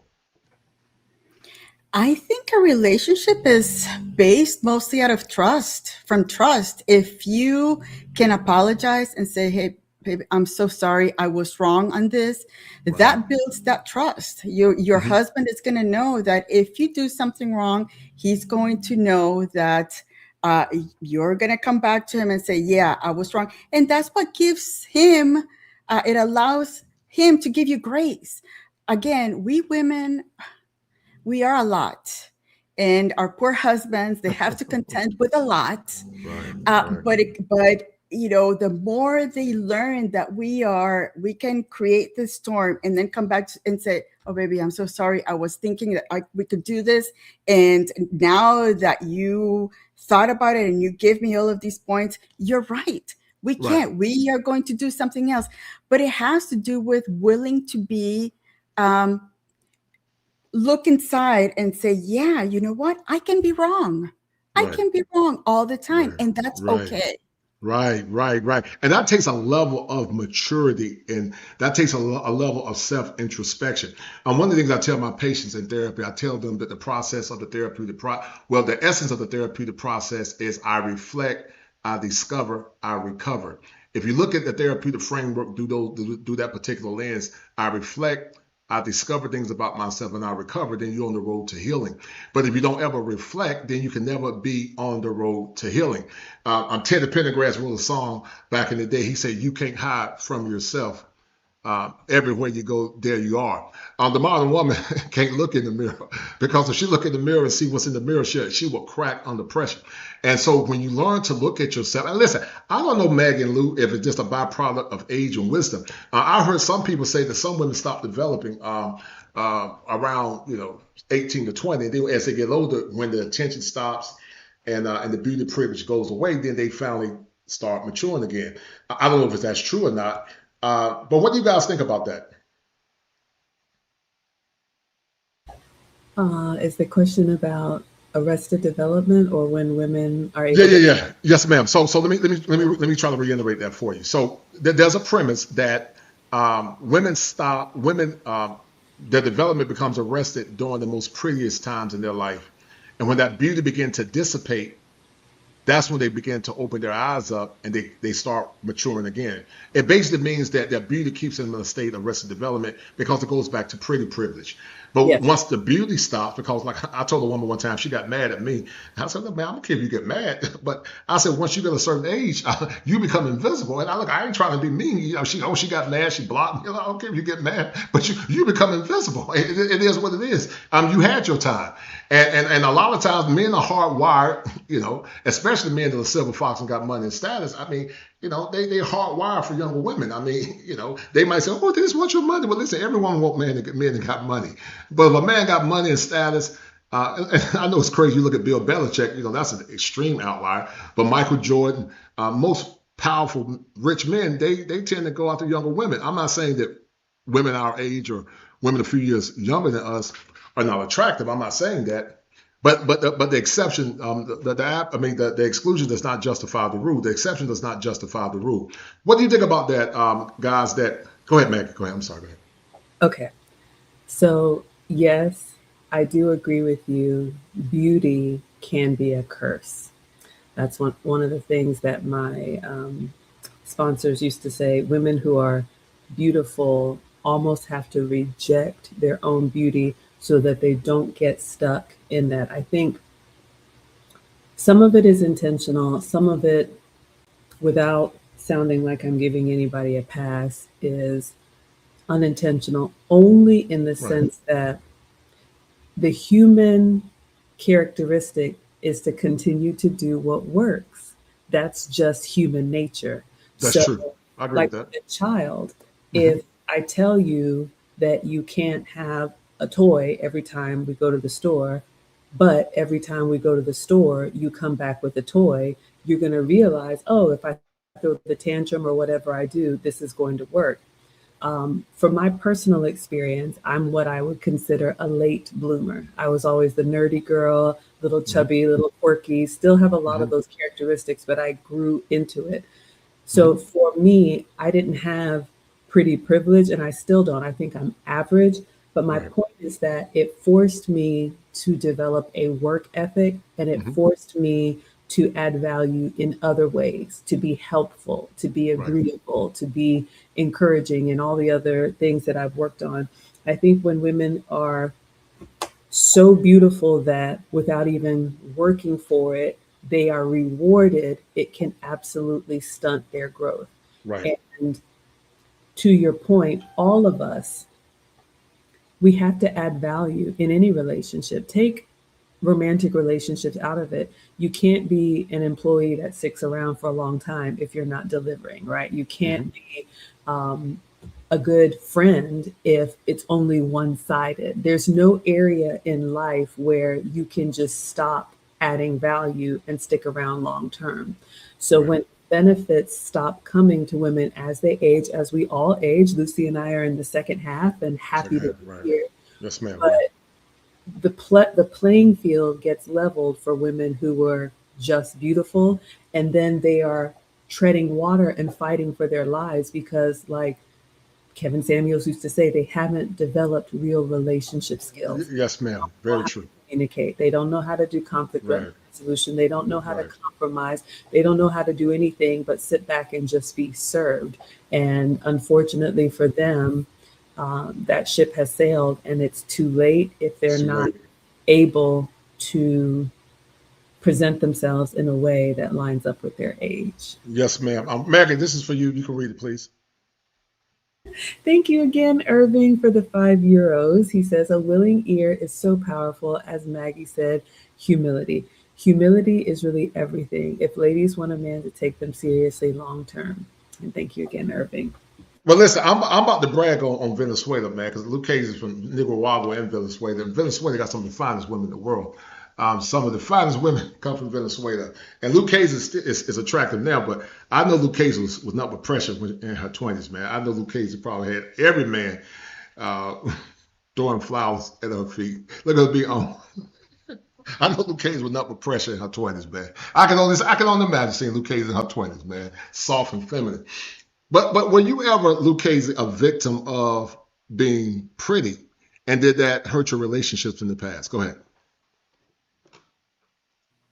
No, I was married at my early 20s. So again, that was my whole point. Whether, I consider myself better than average or whatever, I never thought about that. I lived my life the way I lived it. And then I met, my husband. I don't know. It's very strange when I see all these women, with a list of different men that they've dated. It's like they've lost the capacity to maintain a relationship. Right. And, you mentioned, you spoke to a person, you said that the older you become invisible. And I think that's by design. Right, right. At 60, I like that. Yep, go ahead. Yes, ma'am. Yep. The only visible person that should be to our husbands. Now, those women that have not been able to find that husband, of course, are going to think that they have the same look as they're 20 when they're 50. So their mind doesn't match their outside. And that's where it becomes really hard for them to understand that, men are not looking for that. They're looking for maybe that when you were 20 years old or 30, not at 50 with the mentality of a 20-year-old. So again, it's really interesting how women get very offended when somebody says you are invisible for the most part. And actually, no, you're not, because when you have that sweetness, when I'm an old lady now. I go in at airports and in the plane, men carry my bag. They want to help me because they see, this short, little old lady trying to put their thing in the airport, and they help you. So you really don't become invisible. You become invisible when it comes to like the sexual part, which is, at this point, trust me, you're not. So I don't know what in your mind, what you're thinking, that at 60 you still can be sexy. You can be a pretty older lady. Come on. It's just, it doesn't, it's just a little crazy for me. No. I think you're right. I think it is by design. Your beauty is what captures the man. What captures the man at the apex of the relationship is your beauty. And as that beauty begins to fade, he doesn't fall necessarily in love with the beauty, but he falls in love with the intrinsic qualities that you bestow on that relationship. So he can still say, I still remember my baby being fine. She was so fine at 20. But you know what? I love her so much that even though she's still pretty, she's still my baby. But she might not be as fine as she was in her 20s, but she's been so kind to me. Her love, her kindness, and her generosity, and her dedication to me. We sit around the table playing LTD, Love Together in Devotion. That's the parts of her that makes me stay in love with her, because she don't mind getting up in the morning, cooking me a meal. Even though I get it, men ain't gonna be asking their wives that every time. But when a woman, let me tell you, ladies, something. When women just do small things for a man, when you with your woman, she got to go to work. Sometimes that man might test you and say, "Listen, babe, I know you got to go to work in the morning, but I got a taste for some of that good food that Maggie be cooking. Maggie be burning. He might say, Maggie, I got a taste for some of them croquettes and some of that good cooking. I know you got to go to work, baby, in the morning, but look, do you mind cooking me something?" And that man's going to measure how you respond to that. Now, if you say, "Look, I got to go to work in the morning. You can't believe you asking me to cook you some breakfast in the morning. I got to." But if you say, "You know what, baby, I'm tired. I got you." That man is going to remember. He's going to remember that. He's going to remember what you did. And he's going to take that small deed and multiply it by 10. But see, these Southern helpers now, they don't understand it. They get mad, poke their mouth out. And, when my wife does a kind deed for me, I remember it. And when I remember it, when we travel, I got you, baby. When they come down to get her a new kitchen, I'm going to take care of it. I'm going to do anything and all things necessary to make her happy, because it doesn't take a lot for us. The great teachers of the Bible said that Jesus said, if I be lifted up, I'll draw all men unto me. When women venerate men in the beauty of power and respect and civility and responsibility, a man has no other choice but to bless her. He has no other choice but to bestow the love and power on that woman when she venerates him, when she shows him love and reverence and respect. That man has no other choice but to bless that woman if he's a masculine man. But these heifers don't get it. They don't get it. They want to fight the men. I ain't your slave. And what I don't understand, Maggie Lou, back in the day, it was normal. If let's say I saw Lou or Maggie back in the day. I'm 6'5", 6'6". Like the young folks say, I'm straight pressure. And I said, look, Lou, I need you. Look, you mind cooking me something to eat? Man, women didn't mind doing it. It was normal for women to cook their man a meal back in the day. They didn't see that as onerous to cook that man a meal, to cook him a nice sandwich or cook him some food. It was just good Southern hospitality. That's how we did in the South, But these women now say if you cook a man a meal, that's wife duty. Okay, well help her, but that's wife duty. Then when we go to Ruth Chris Steakhouse and we going Dutch. Because that's husband duty. If that tire break down on the side of the road, when that car break down and you have a blowout, that's husband duty because I'm not changing your tire. When you need your car fixed, that's husband duty. You're not my wife yet, so you got to take care of it yourself. What these women forgot to understand is that you have to give something to that man in that relationship. Most women, when the man was in the courting stage, she was actually auditioning to be his wife. But these chicks now don't understand it. They got something called taxation without representation. They want to tax men. They want to charge men the whole tax. That's a term I created, whole tax and wholeflation. And the whole tax is very onerous because what it does, it expects they expect traditional masculine men to bestow upon them as modern women something they've never been taught to give back to that man. Kevin Sanders once said, I've said it myself before in the past, that fair exchange is no robbery. It's you take care of me, I take care of you. The moon reflects the sun. The sun shines brightly because the sun is masculine. It projects light to the moon. And the moon follows the sun and stays on that gravitational axis of the moon. And every time the moon is staying on the axis of the sun, it gets closer to, it stays just, it don't get too close to the masculine, but it stays just enough to reflect the essence of the sun. The woman's job is to reflect her man. And every time she reflects that man by honoring him and respecting him, he said, I ain't got no other choice but to bless him. I ain't got no other choice but to deposit into that woman. Because women by nature are insular. They're very insular. Women are receivers. God made women with organs that receive. God made men with organs that give. And so the more the woman shines on that man, if he's a masculine man, the more that man gonna take care of her. But see, these women now, they want men just to give by default. Because they say, I deserve a good man. No, sweetie, you don't deserve a good man. You don't deserve a good man. Your vagina is in poverty. You got a bad attitude. That vagina singing Negro spirituals. Talking about I'm coming up on the rough side of the mountain. And you expect masculine men that work hard to take care of that impoverished vagina and they treat you special. You're not special, man. You should be grateful if you get a man to pay 50-50. You should be grateful. You should be grateful you get a man to pay 40-60. Charging masculine men the whole tax. You didn't make Day and Raekwon pay the whole tax. So what men are saying, okay, if you're going to charge me the whole tax, I'm going to charge you the lady tax. Because the lady tax means you got to perform. Femininity and masculinity is performative. You both got to perform in order to calibrate one another. But these chicks now don't want to perform. They just think that just by default, I'm supposed to get a man that take care of me. What they don't understand now, with the advent of AI, technology, times are getting scary. See, Luke Cage is going to be fine. Maggie going to be fine. They got men. She got the president. She got her husband. They're going to be fine. They're going to be sitting back, living good, eating steak. Her husband be Lou husband be eating good. Mag going to be cooking her man some good meals in the kitchen. They're going to be doing good because see, Gen X and boomers, we set for the most part. I mean, my heart goes out to millennials, but I'm going to pay my house off real soon at some point. I'm stacking my money. I've been working hard. So, I got to be ready in case to fight. I might have to be, get ready to fight. Y'all don't let this scare y'all, but this is my blade. Don't let it scare you. But I'm not trying to be mean. Don't let it scare you. But if they come near me, Maggie and Lou, I'm gonna have to lace them up. I'm gonna have to lace them up. I don't bring fire, but if you don't bother me, I won't bother you. But you think you're gonna hurt me, I'm gonna have to take you out. I'm gonna have to take you out if you try to hurt me. And so when women learn the importance of doing for a man and not demanding and expecting things, you got chicks that have given all their virtue away. And they still want a man to be 100%, pay 100% of the bills. But what is that man getting back in return?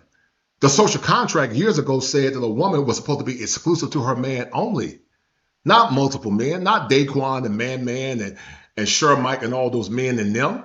She was supposed to be exclusive to that one man. And in the social contract, the man's job was to love her, protect her, and die for her. I can understand, Maggie and Lou, women came to the table with a level of humility. I made mistakes. I love how honest you were, Maggie. I made mistakes, and Lou as well. But when you're honest and contrite and you're humble, man, so you know what? I give you more of a pass when you're humble. But when you're arrogant and you say, I deserve, and he gonna have to pay all my bills. Okay, man, okay, we're going to have to do a whole facts. We're going to have to go and look at that whole facts and make sure that whole facts has not had a lot of damage. But they don't want to hear that part. And then they get mad because, see, back in the day, I'm going to tell you what my dad got when he got my mom. My mom passed last year. But my mom was a virgin when she got with my dad. I understand times have changed and people make bad choices.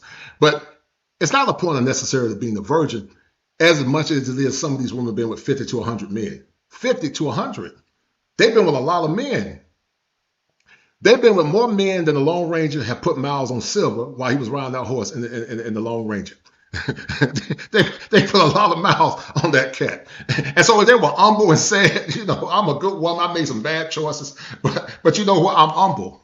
Then a man might give her a pass. But these chicks are arrogant. They demand, you know, you're going to have to pay all my bills to take care of my kids. Oh, sweetie, we're not doing that. You just don't qualify. It's okay. Because for the first time, modern women have never heard men tell them they don't qualify. See, they had the power in their 20s, but see, that beauty is faded now, and you never cultivated your femininity, so you don't have nothing to offer a man. So now men are saying, you know, what can you give me outside of old cat? And they get mad. How dare you? Oh, yes, sweetie. How dare you? You know, you got to give me something because I'm gonna charge you the lady tax now because you try to charge me the whole tax. So I got to charge you the lady tax. I got to charge you the lady tax because if you don't have those virtues, then I'm going to charge you that lady tax. Let me read. Y'all please forgive me. I'm a comedian, by the way. Shout out to Suave. I think this is for you, Maggie. Good evening, everyone. Shout out to Suave, showing love for Maggie. And then also shout out to Suave. He said, good evening, Kosher. You have beautiful souls on the panel. Keep up the great, beautiful souls, man. I got nothing but love and respect for Lou and Maggie. Very beautiful souls. Maggie over there is having fun, man. Let me ask you guys a question, Maggie and Lou. I'm going to finish playing this montage because I know y'all, before you guys go, but I know y'all got a few minutes. But what percentage of women, Maggie and Lou, would you guys say are wife ready from your anecdotal? I know it's a small sample, but just from your anecdotal experience in implementing wife school, what percentage would you guys argue is not only wife ready, but also competent enough to be wise? What percentage? And I know it's a small sample size. Unfortunately, I'm going to be generous and say 20%. Oh my, that's what I thought. That's what I thought, Maggie. And that's being very generous. I would say less than 10. But what would you say, Lou? What would you say, please? I agree. I mean, the ones that are ready we know of a few that are in relationships and they are cultivating that, but it's the minority. I would say that it's between 10 and 15. 20 the most, unfortunately.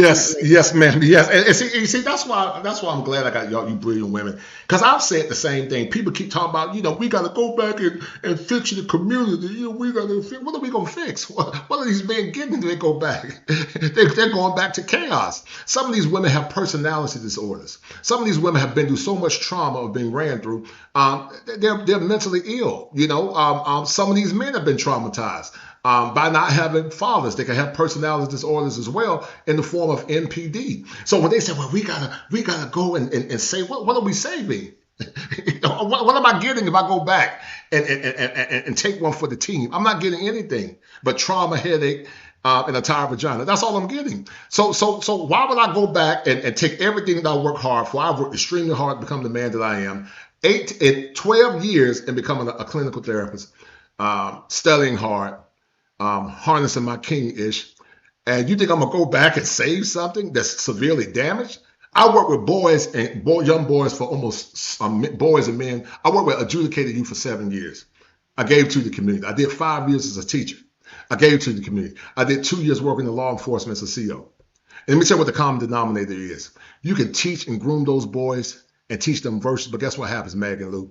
When they go back to the environment, if the environment hasn't changed, the pathology remains. You might find a small smidget that are resilient enough to overcome the caustic environment that they're in, but most don't overcome it.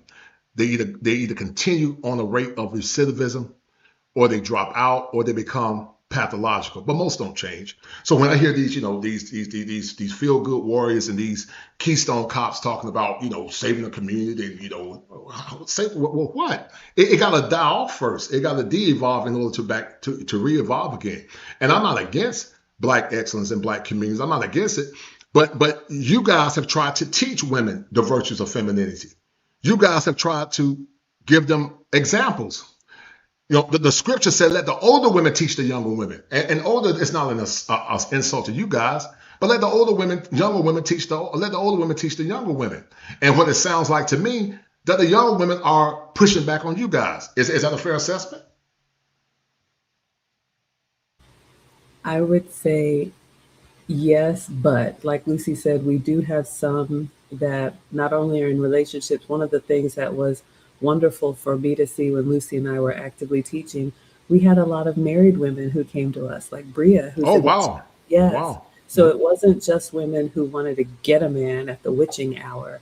I was so proud of the women who were already married in their prime and said, you know what, I want to be a better woman to my husband. And we loved pouring into them, and the feedback that they were able to get instantly. We had Maya, we had Alexis, we have, Miley, we have so many young women who were married. Their husbands noticed the change pretty quickly and gave them the feedback, which encouraged them to lean into that femininity because they knew they had the covering. So we have also seen, unfortunately, some chronically single women who, instead of realizing, okay, I'm the common denominator here, why is it that I have gotten to this age and I'm still single? They're doubling down, and their expectations are getting even higher, or their timeline. Right. Yeah, they're doubling down. They're digging their feet in, Maggie. They're like your Yosemite Sam with a gun. Look, y'all gonna laugh at this, Maggie. I heard somebody tell me, they said that the model woman will rather rule in hell than to be submissive in heaven. And I believe that. She will rather rule in hell than to be submissive in heaven. And I believe that. Because men create heaven. Men create a synthetic heaven on earth. They create heaven. That they create heaven for their woman. Because when a man loves a woman, we don't want to get shot, but we'll die for our woman. If I love my woman, she's a good woman, and she takes good care of me. She massages my temples. She's sweet. She's soft. She in that kitchen whipping up something good. Oh, yeah, I'm gonna take good care of her. I gotta take good care of her because she's giving me the energy to be motivated. She's making sure I got my protein. She's making sure my muscles are strong. She's making sure I get at least 140 grams of protein. If I don't get them plant protein, I'm gonna take good care of that woman. She's gonna be well taken care of. She's gonna be well off. But nowadays, Lou and Maggie, a lot of women don't have enough money to retire. Some men don't either. And you got a lot of women out here by themselves, singing that song by Patti LaBelle, On My Own. And you said it powerfully. You don't want to spend the last half of your life single. You don't want to spend the last half of your life single, especially being an older woman. It's bad enough being a man homeless. But can you imagine a woman in a car? These women are sleeping in cars. They're intense. If they're living out there in LA, they up there with rats and roaches. The rats are about big as me. They struggling. And can you imagine?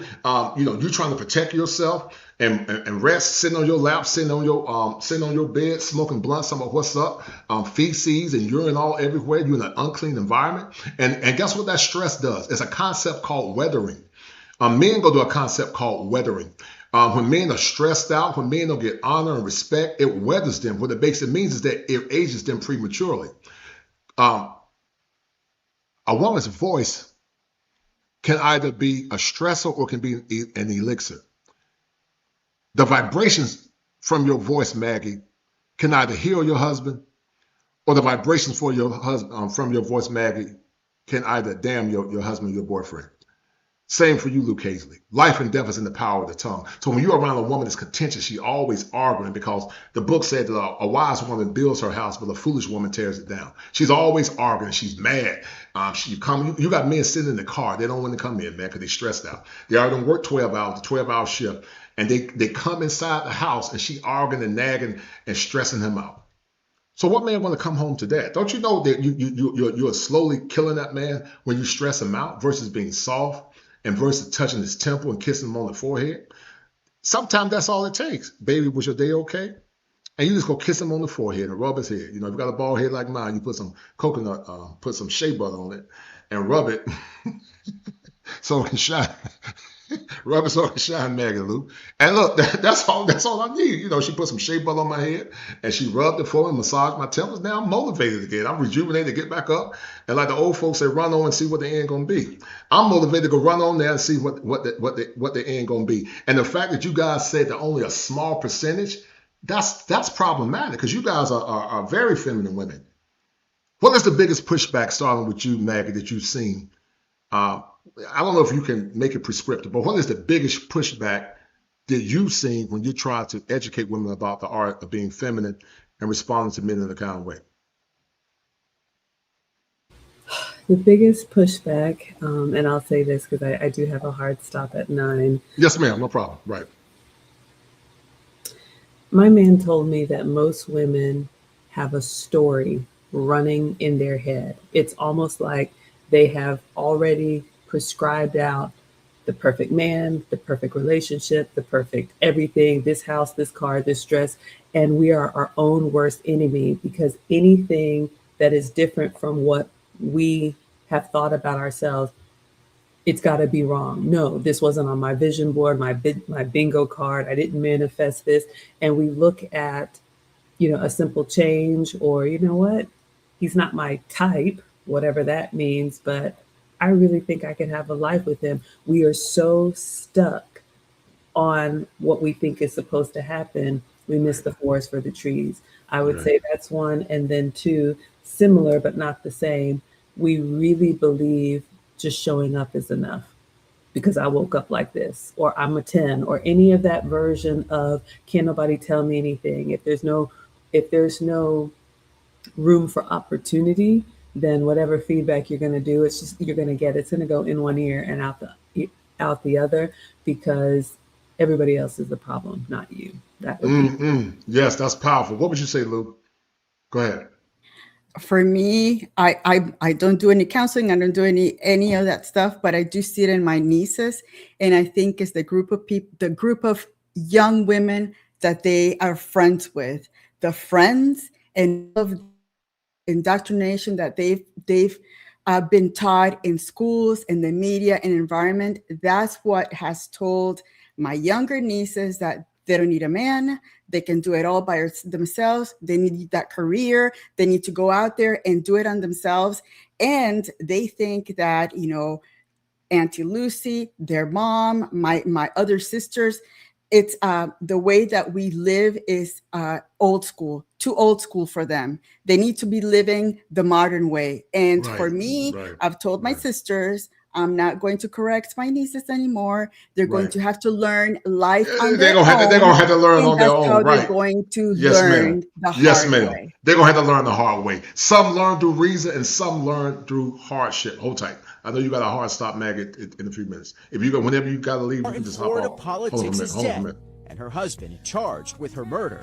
Can y'all see? Hold on. Was arrested Wednesday after police say they found the body of his wife, Nancy, at their home. Nancy Bowen was the vice mayor of Coral Springs, Florida. All right, After she missed city meetings, officers went to her home for a wellness check, according to the affidavit. Mayor of Coral Springs, Florida. After she missed city meetings, officers went to her home for a wellness check, according to the affidavit, which says her body was found wrapped in blankets along with 3 spent shotgun shells. That same day, Stephen Bowen knocked on an unidentified person's door, according to the affidavit, and asked that person to hold on to a shotgun for him. He then admitted that he shot his wife 3 times with a shotgun the previous night and then slept downstairs. Nearby, a pillow with burn marks fashioned as a makeshift silencer. Asked why, Stephen Bowen said that he couldn't take it anymore. Let me ask you guys a question. And Meg, I know you got to go in a minute, so I want to start with you and Lou. Whenever you need to drop off, you can. I'm gonna drive this plane by myself. Let me reiterate: we do not condone violence of any sort on this channel.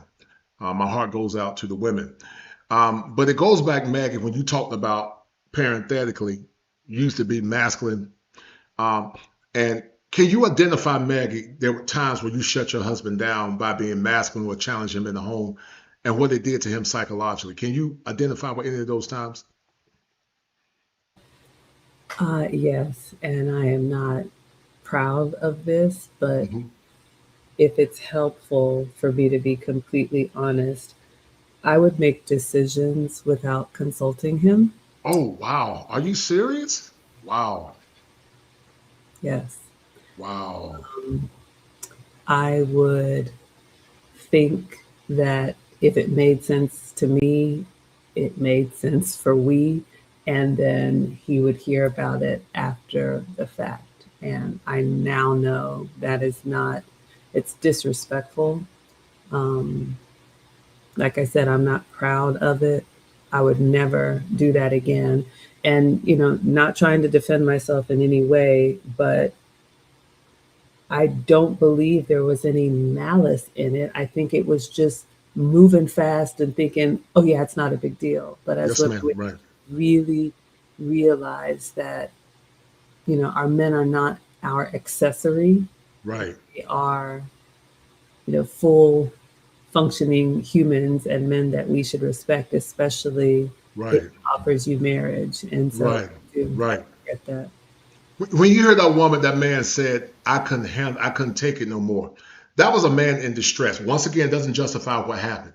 But I will argue, and I don't know 100% Mag and Lou, but I will argue when you got a woman that's a high earner, she's high in society. A lot of times women that are big earners, make money, leadership positions, they emasculate the men in the relationship. I think it happens a lot. And like I said, don't justify what he did because he was wrong. But Lou, how would you respond to that? And Maggie, I know you got to go, Dave. You want to add any comments before you leave, and then Lou got to go as well. But how would you respond to that real quick? Me or Maggie? It doesn't matter. How would you respond to when the man said, I couldn't take it anymore? What are you hearing? Tell me what you heard from that man. Because I don't think men become homicidal. I think it becomes a process. But hearing him saying that, yes, ma'am, go ahead. It's been constant nagging over and over, and she wouldn't stop and she wouldn't stop. And at the time that he said, I don't want to hear it, she would continue. I can tell you that I had a coworker on a previous job where they were having an argument. It was her and a male coworker. The guy said, I'm going to walk away because this discussion cannot happen. And she followed him to continue to harp on him. And then, you know, I stayed back because there was going to be a point where the guy was going to snap and I didn't want to be part of this. So again, it's some women do not understand that when a man says, I need a break, they need a break. And that's where that emotional intelligence comes in. And you say, you know what, babe? Yes, maybe we need a break on this and we'll take it another time, if at all. So it looks like it was a very unhealthy relationship. And unfortunately, again, it ends up in tragedy. Yes, it ended up in tragedy. And you know, the powers that be made it seem like this man that was a bad person. But before you guys go under 1 minute, starting with Meg, what you get out of this conversation? 1 minute. I know you got a hard stop, and then we'll go to Lou, and then I'm gonna finish it. Go ahead. One minute. Under 1 minute. Oh, I just want to say thank you, Kosher Clinician, for having me on. Lucy, as always, so happy to be here with you, and I just hope that what I've shared has been helpful. I will say this: I know when we look at the community at large, it can be very discerning. But I think we win this fight one husband and wife at a time, one couple at a time, one marriage at a time. And like Lucy and I started off being the drop in the bucket with the ladies, it will turn into a ripple. You know, with respect, I understand that's your profession, but when we do find a young man or a young woman that is interested in marriage and they can block all of this out and focus on their family, that is what we pour into. and the results will come. But I appreciate being part of the conversation. Look, listen, thank you, dear. It was powerful. We got to do this again. Thank you, Lou. I mean, Maggie, I appreciate it. Enjoy your night, Lou. Under 1 minute. Maggie. Under 1 minute, Lou. Go Yes, as Maggie says, it's gotta start in the home. And what I'm thinking is that if you are surrounded by like-minded husbands and wives, you keep that group of people. If you see husband and wife that are dysfunctional, that will impact your life, you separate yourself from that. You don't have to be friends with everybody. You can be selective about the company you keep. So again, unfortunately, like I said before, it's going to take maybe time for people to divide and conquer. The functional people to be in one side, the dysfunctionals to be left to deal on their own. But unfortunately, that's probably how it's going to work out. No, you gotta let them go, man. But anyway, listen, thank you, Lou. Always a pleasure. We did this 4 years ago. I can't believe it's been 4 years since we did that show. But always grateful. You're so kind and sweet, and I really appreciate your insight, your wisdom, your kindness, and your desire for love together and devotion. So thank you, and tell your husband I appreciate him allowing me to have this conversation. Thank you, ma'am. Thank you, Kosher. See you all. All right, dear. All right, take care. Bye. All right, guys. So we're gonna finish this conversation. Shout out to Luke Hazley and shout out to the ladies that came through. And so let's look at therapist reacts when a soft answer turns away rare. Most men, guys, are conditioned to see things through the lens of their mothers. Most men are conditioned to see things through the lens of their mother. Black men are always in a bubble. From inception, we've been conditioned to say sugar and spice, everything nice. And we tend to over-identify with the talking points of our mothers or women in general. And that's not consistent with true masculinity. While we should love our moms and we should love our sisters, we should never love our moms and sisters outside of our masculine identity. And so a lot of times men tend to overcompensate because they think about mom dreams and rules. When you think about some of these young boys in the NFL, I get that some of these boys came up in families where the fathers abandoned them. I get that in part, but that's not always the story. And so they'll say that I got to buy my mom a house. He puts his life on the line for the sake of appeasing his mom, and that necessarily should never happen. That's that boy's father's responsibility to do that. But a condition happens, guys, many times in these relationships. It's called adultification. Adultification happens when a child is placed in a very precarious circumstance many times to play the role of an adult. And that adultification sometimes can lead to something called spousification. They call it partnerification now, which I don't like that word. And also it can be also parentification. Parentification where that boy is expected to be a parent. And many times the spousification can lead to a man being a son husband. A lot of men are actually in the role of son husbands. I don't know if you guys seen the show with Allen Iverson on Netflix. Not Netflix, but Prime. But many boys have been adultified to the point they're son husbands. The reason why we got so many simps in our society because a lot of men tend to over-identify. And it's not their fault. They've just been conditioned to do that. They over-identify with the talking points of women. And so when you put your masculine virtues, when you put all your hopes and your dreams aside for the sake of garnering the validation of your mother at the expense of your masculinity, that's not a healthy man. A true, healthy, functional man will love his mom. But a true, healthy, functional man also will respectfully check his mom if he need to. He'll respectfully check his aunt and respectfully check his sister. Because you don't never compromise your masculinity for the sake of going along to get along. I didn't say disrespect, mom. But when mom is getting out of line, you got to say, mom, respectfully, mom. You're doing too much, mom. But so many men put their lives on hold for the sake of their mother. So many black men are born already disadvantaged. They're born in a black man bubble, black men in a bubble. That's called the gynocratic bubble. They cannot think outside of the affirmations and the validations of the women in their life. And when it does, it sabotages them. And that same pathological thinking tends to coincide many times in the home and also in relationship. That's why a lot of men don't stand in power now. You know, I like what Maggie said. Maggie was correct. The world won't change until the men change. But the men won't change until the men do the necessary work through therapy and through thought modification to change and or eradicate a lot of the thinking that they've more or less had in their head over a span of time. And so when men do that, they're protecting her from her reality. Her voice, his voice is their voice. And so a lot of times men, they struggle with emotional shame and guilt because they're trying to placate to the whims of their mothers. And that's pathological thinking. Masculine men should love the women in their lives, but masculine men should not do things for the sake of affirming their moms. And I'm gonna say something, guys, that's also controversial. You can't protect your woman if you allow her emotions to control you. I'm gonna say it again. You can't protect your woman if her emotions are controlling you. Many men allow the women in their lives emotions to control them, but you don't protect your woman by allowing an emotionally volatile woman to control you. You protect your woman by setting standards and boundaries. And if she get outside those standards and boundaries, then you have to check that bad behavior. And most men are afraid to do it because they've been conditioned to see things through the lens of their mothers and also through the validation of the women in their lives. And so introjection equals gynocracy. The man's ego is fortified based on the validation of his mother. That's how he gets his validation. He gets his validation through his mother. And it's not wrong with getting validation through his mother. Nothing wrong with that, because moms should give their sons healthy validation. But it becomes pathological when men cannot make decisions outside of the fear of making mama mad. It's one thing if you're doing something bad, that's different. But every decision you make, you got to get mom's approval, or you're afraid that mama gonna get mad, and you feel like you gotta be the husband in the relationship.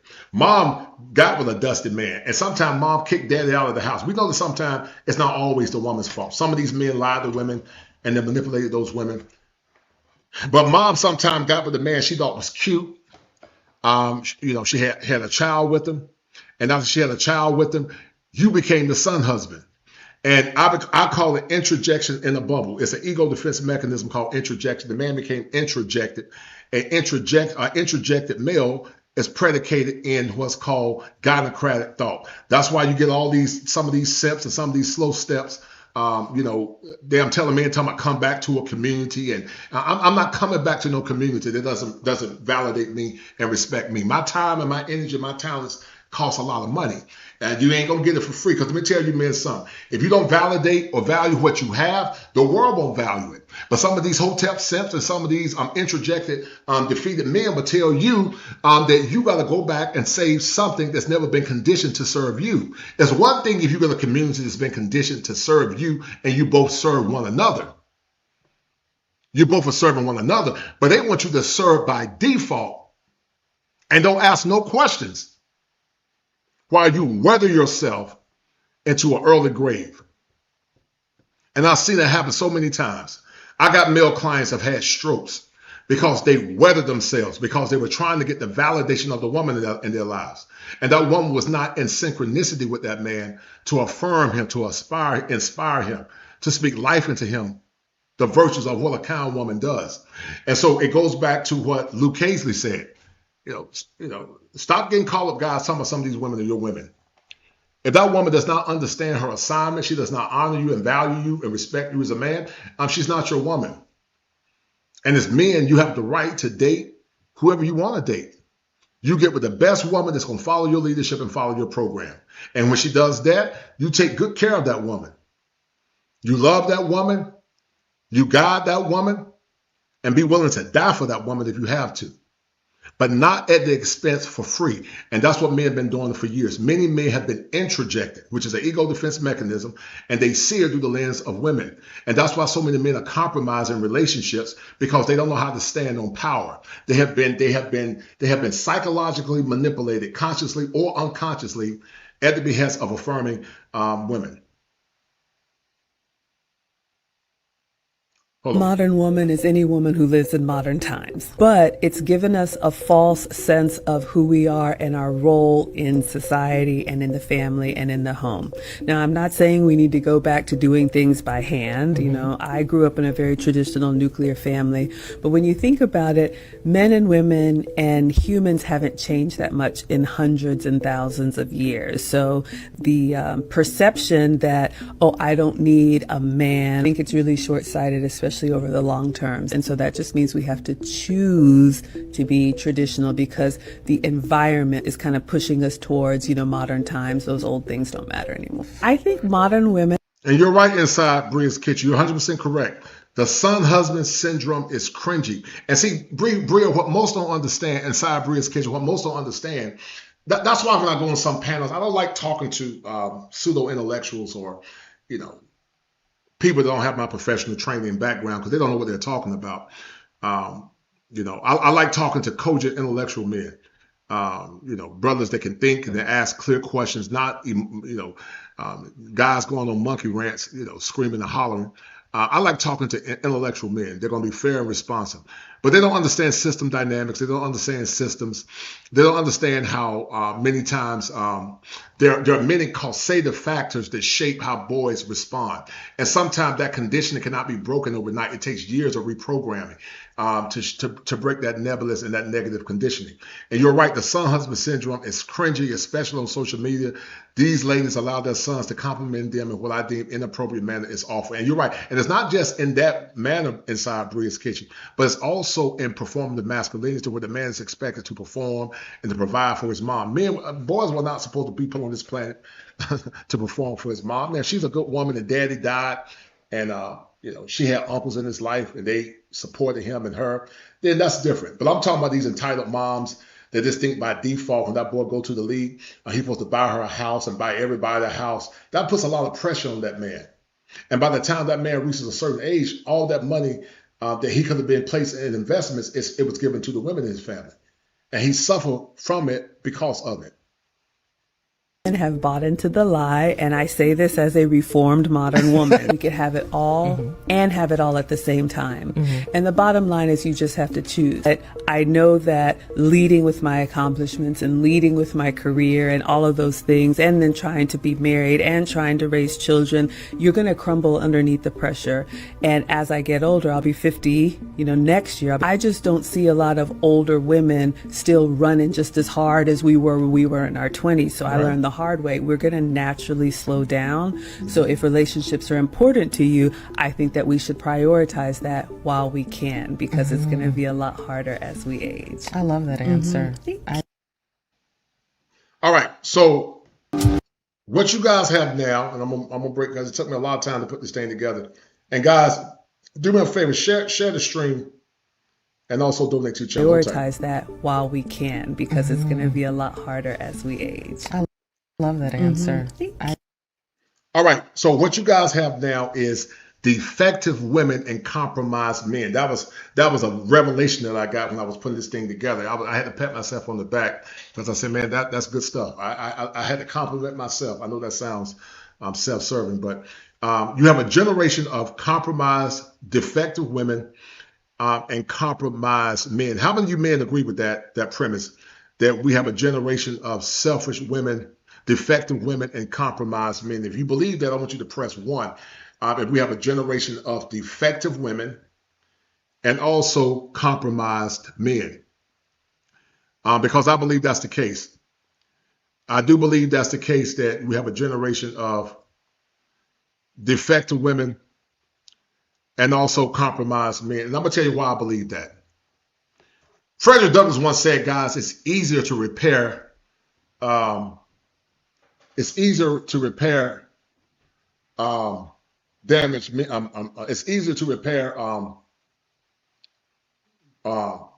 damaged kids than it is to repair broken men. And we could take that same adage and add it to women as well, because women are part of mankind. But we got a generation, guys, of defective women. They're selfish. They're highly manipulative. They're entitled. They lack empathy. and they're always the victim. If you believe that, I want you to hit one, because I see it all the time. But this is the zeitgeist, guys, the spirit of the age that we're living in.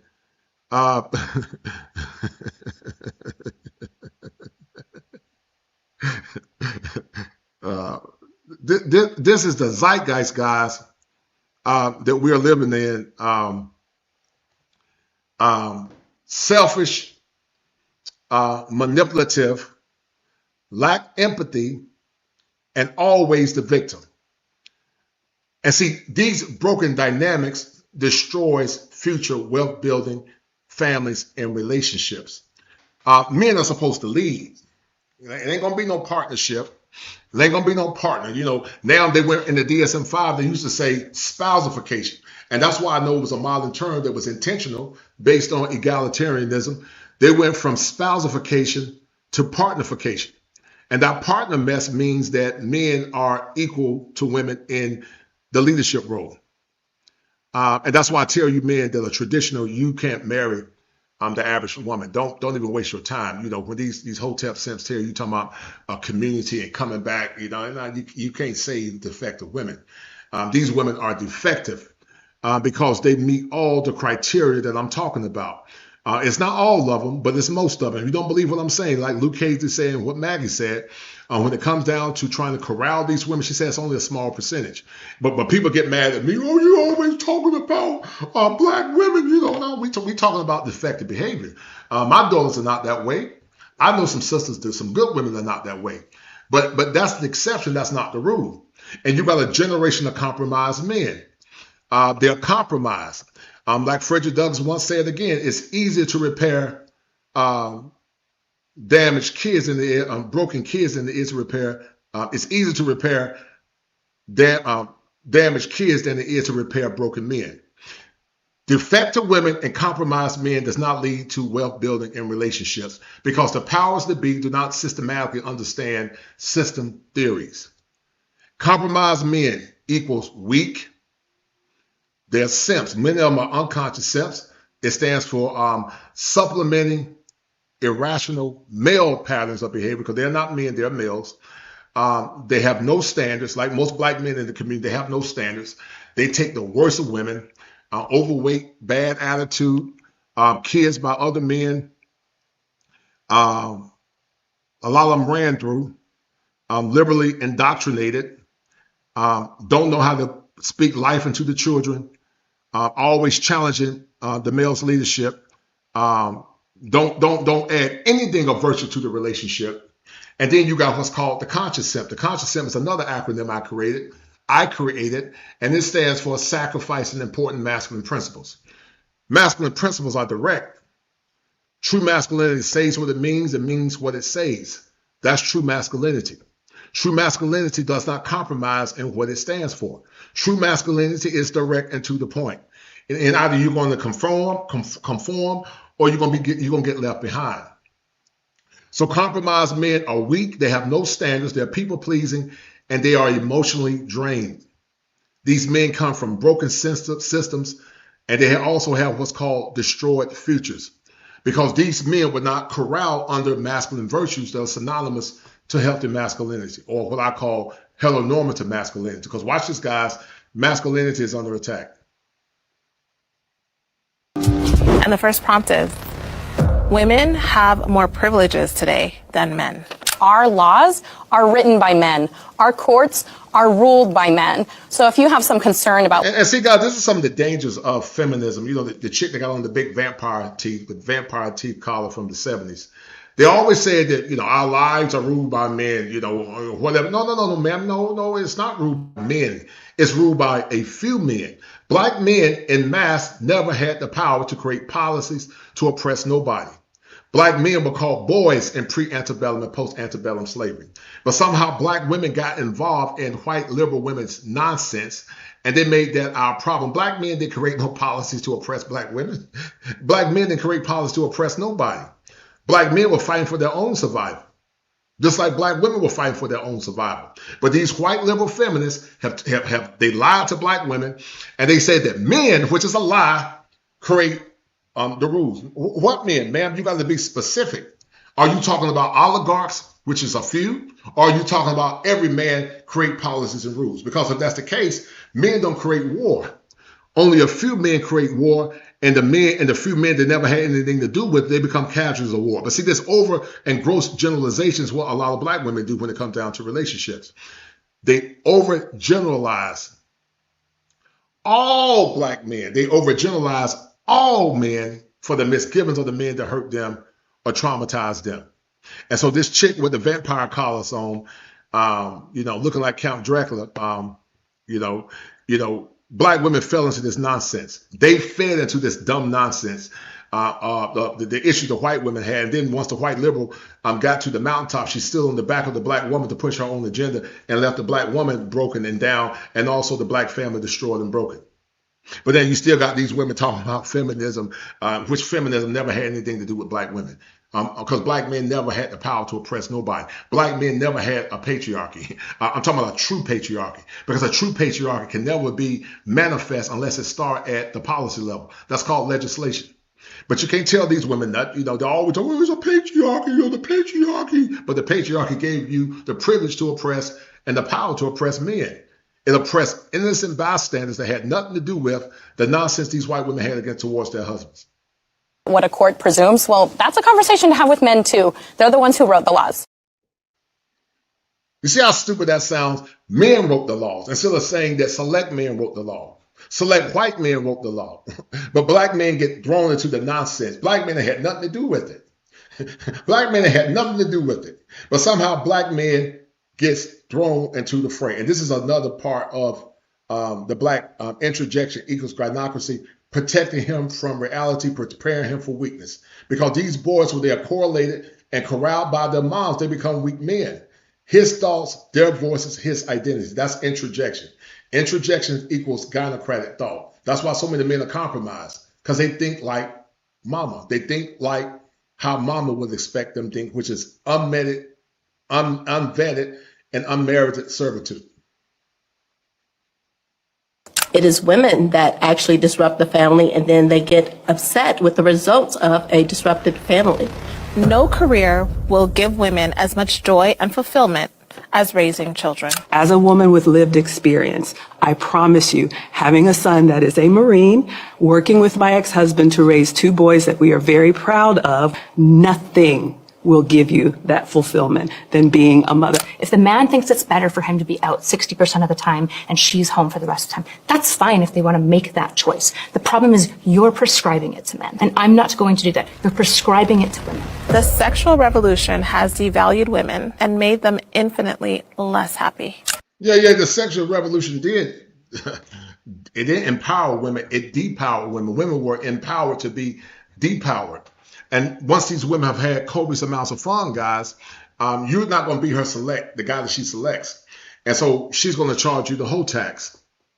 And when she charges you the whole tax, you got to charge her the lady tax. You got to do a thorough assessment of that woman and say, ma'am, I got to study your background because, you're judging me based on my future earnings. And I'm going to judge you based on your whorish past. And so I'm going to charge you a whole tax. I mean the lady tax, because you charging me the whole tax because you expect a traditional man to pay all your bills and to treat you special, something you don't deserve. So therefore, I'm going to have to charge you the lady tax. I'm going to have to get the lady tax. I'm going to have to do a thorough assessment and count all them bodies that you had, all them deletions that you had, and see if you qualify to be my woman. And if you don't qualify, that's why men got to raise the standard, and I'm going to cash you to the wind. I'm not getting caught up in this gynocratic thought about coming back to communities being projects, and I'm not doing that goofy mess. I'm an elite black man. I bow to no man. I don't see no man as greater than me. I can respect you as a man, but I can debate with the best of them. I can destroy the best of them. I'm 6'5", 6'6", 6'6" with shoes on. Shout out to my man, Quiet Storm. And I can respect you as a man, but I don't tap dance to no man. I don't see some of these goofy clowns on YouTube, a lot of them fake, as somebody that I look up to. I don't endorse some of these goofy guys, man. They're not me. I'm elite. And so I don't get caught up in dealing with some of these dusty Negroes. I respect men that respect me. If you think I'm a damn tap dancer, I don't tap dance for nobody. If you get in my face, you might get your jaw broke. Some of these fools don't understand. They don't understand, know how to separate. There's a difference between my profession and me being a man.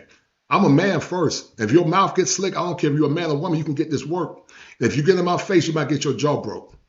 And I don't like to talk violence, but some of these keyboard warriors on YouTube think they can talk trash to you, supposed to tap dance or hear an educated lane. I'll show you how much of an educated lame I am if you get in my face and you challenge me. I will crack your neck. I'll make you scream like a pig. It's in a pen. Some of these fools think just because you educated, you a sucker, and you're not going to talk to me any kind of way. You get your jaw broke. Got me all the way confused. But some of these dusty Negroes think you're supposed to come back and tap dance, these slow taps, and I'm going to serve the community, and I'm going to come and deal with obtuse women that haven't been conditioned or trained to honor and respect men. Do it all in the name of community. But talking about what you're going to do, you'll get your jaw broke if you get in my face. And try me. Don't let this bow tie fool you. Don't let the swag fool you, because I'm a man first. Don't damn let it fool you. don't let it fool you, because you can get this work. You can get it. I had cats try me in prison, and they got this work. Some of these young bucks. I might not be as strong as I was in my 20s, but I'm a warrior.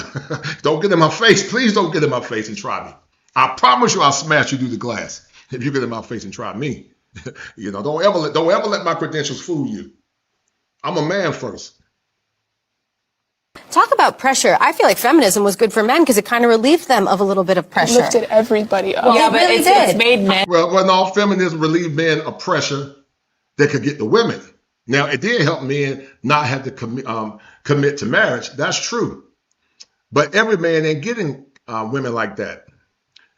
Every man ain't getting women like that. Some men are, but every man is not. So yes, it did relieve men of pressure, but it didn't relieve all men of pressure, because the men that can't get women, they're getting leftovers.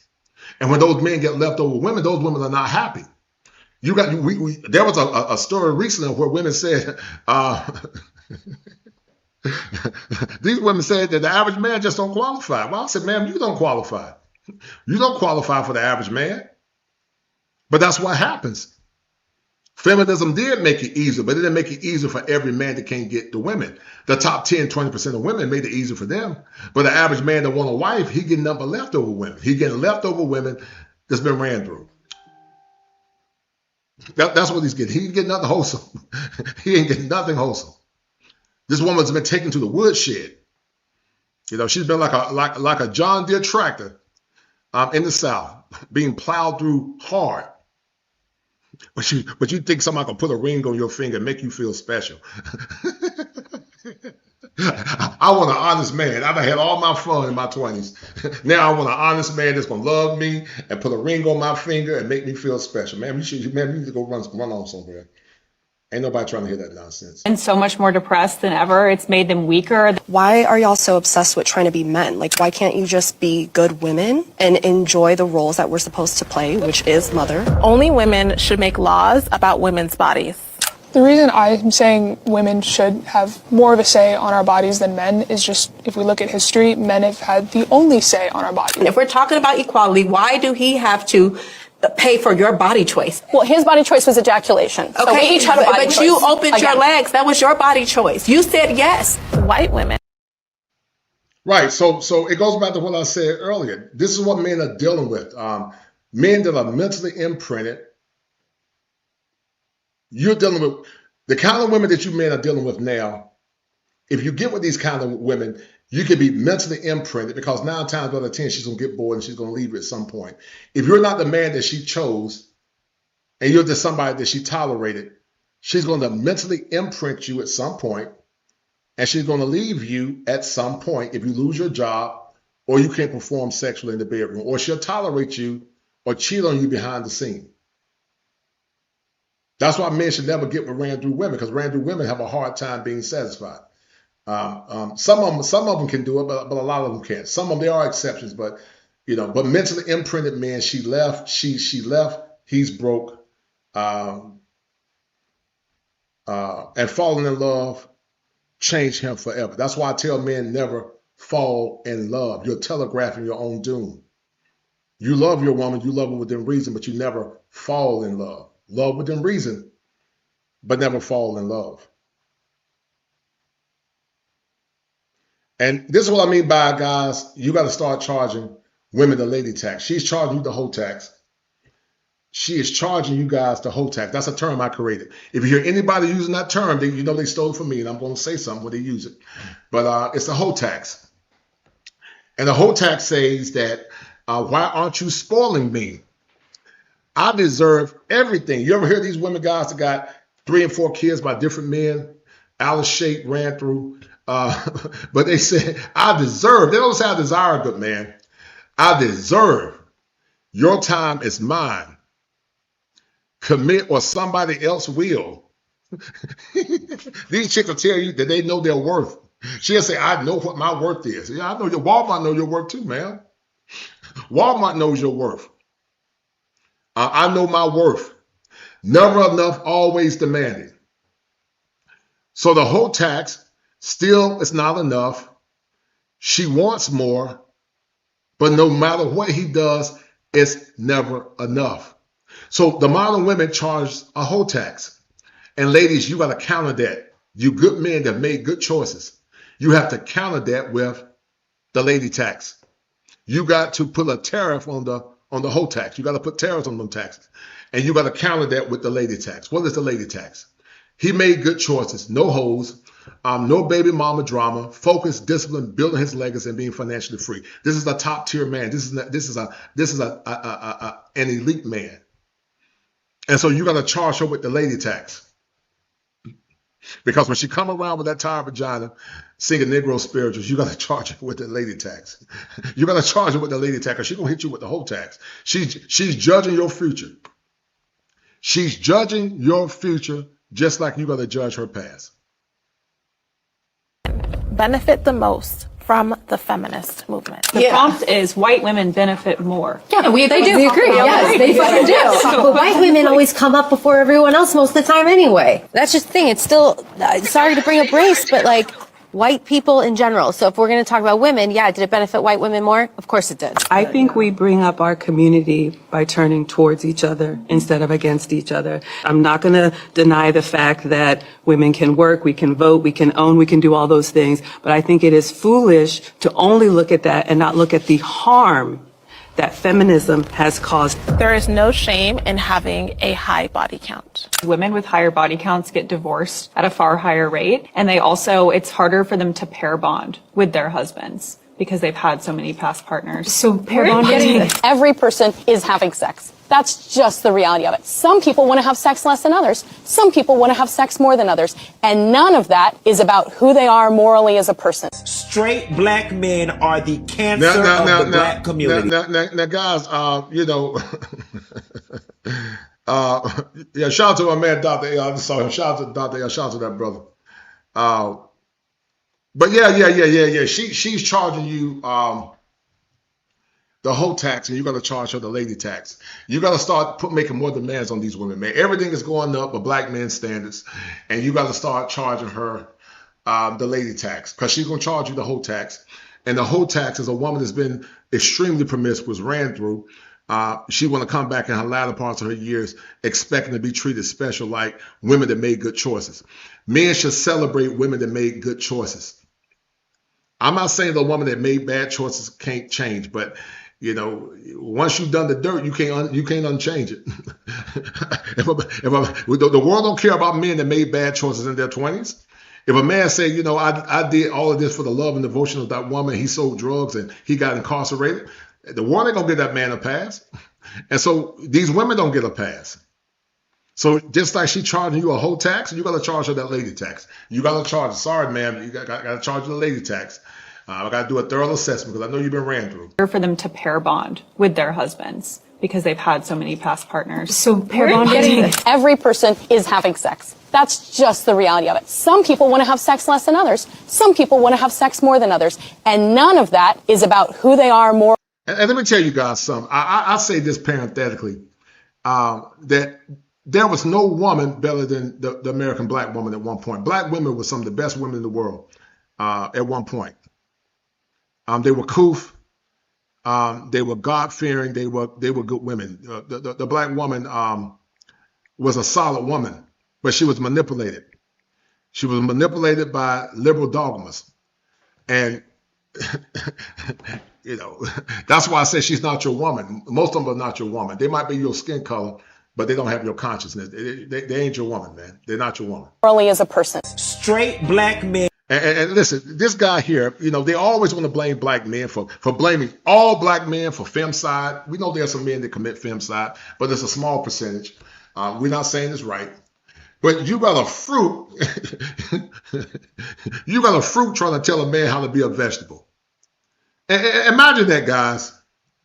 A fruit, like the old folks say, fruit, not a fruit, but a fruit. You got a fruit trying to tell a heteronormative man how to be a vegetable. Make it make sense. How can a fruit tell a man how to be a vegetable? It doesn't even make any sense. But once again, guys, they got to blame the black man. Somebody got to blame the black man. So straight black men are the cancers of the community. This is what this fruit said. Straight black men, guys, are the cancer of the community. You know, straight black men, guys, we're the cancer. Guys ain't did nothing to nobody. Guys have made good choices their whole life. Straight black men, guys, are the cancer to the community. Men are the cancer of the black community. That's where it starts and that's where it stops. Ladies, I'm here to tell y'all something. That's what Little Richard grandson said. To the fruity unrooted. To the fruity unrooted said that heteronormative straight black men are the cancer to the black community. So that means Quiet Storm and Cortez Smith and Mean Peaceful Life, you know, men that don't bother nobody. We are the cancer to the black community. I want y'all to let that marinate. Let that marinate, that we are the cancer, guys, to the black community. Instead of defending his point and saying, because to be honest with you, he's the cancer to the black community because he's not replicating black excellence. He's actually destroying black excellence by default because he can't produce with a black woman because he's too busy sword fighting. But this fruit said that a fruit trying to teach a vegetable how to be a vegetable. Make it make sense.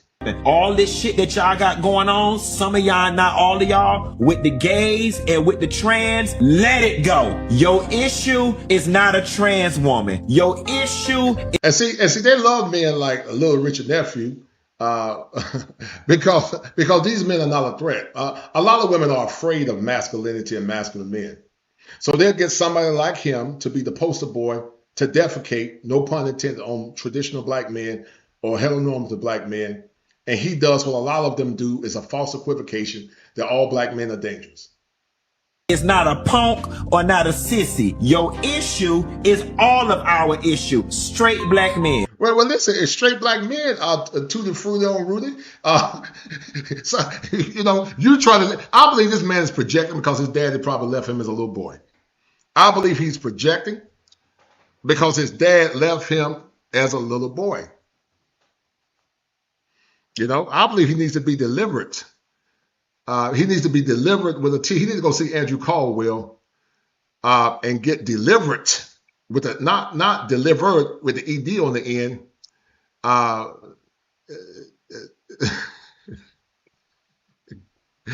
He needs to get delivered with a T. I'm not gay no more. I am delivered.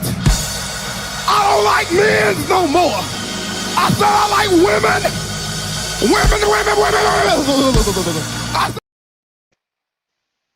Yeah, he don't like men's. I think he's mad because he can't get heteronormative men. He can't get heterosexual men. I think that's why he's mad. He's mad because he mad because his daddy probably left him. And he wants some strong chocolate men's with a Z on the end. So Little Richard Nephew, to the fruit unrooted, he's mad because heteronormative men don't want to deal with him. And Little Richard Nephew wish he could get some men, some men's to come and mess with him on the down low. Little Richard Nephew he's the one that's a threat to the black community. Guys, do me a favor, guys, hit the like button. Hit the like button, guys, and donate to the channel. Hit the like button, guys. and donate to the channel. Hit the like button, man. Donate to the channel, man. Straight black men are the enemy to the gays. Straight black men are the enemy to the trans. Straight black men. Imagine that. Straight black. This dude is delusional, man. Straight black men are an enemy. We ain't bothering nobody. Straight black men ain't bothering nobody. We just trying to take care of our families. Y'all want straight black. Little Richard want straight black men. Want straight black women husbands. Wish he could get something on them. And then you got the other ones trying to be like women. If I was a woman, I would be offended. But that's not what Little Richard said. Little Richard said we're the problem. Men or who are causing harm to the girls and the women. That's where it's at. Now y'all can shoot them. There was that trauma narrative again. We causing harms to the girls and the women.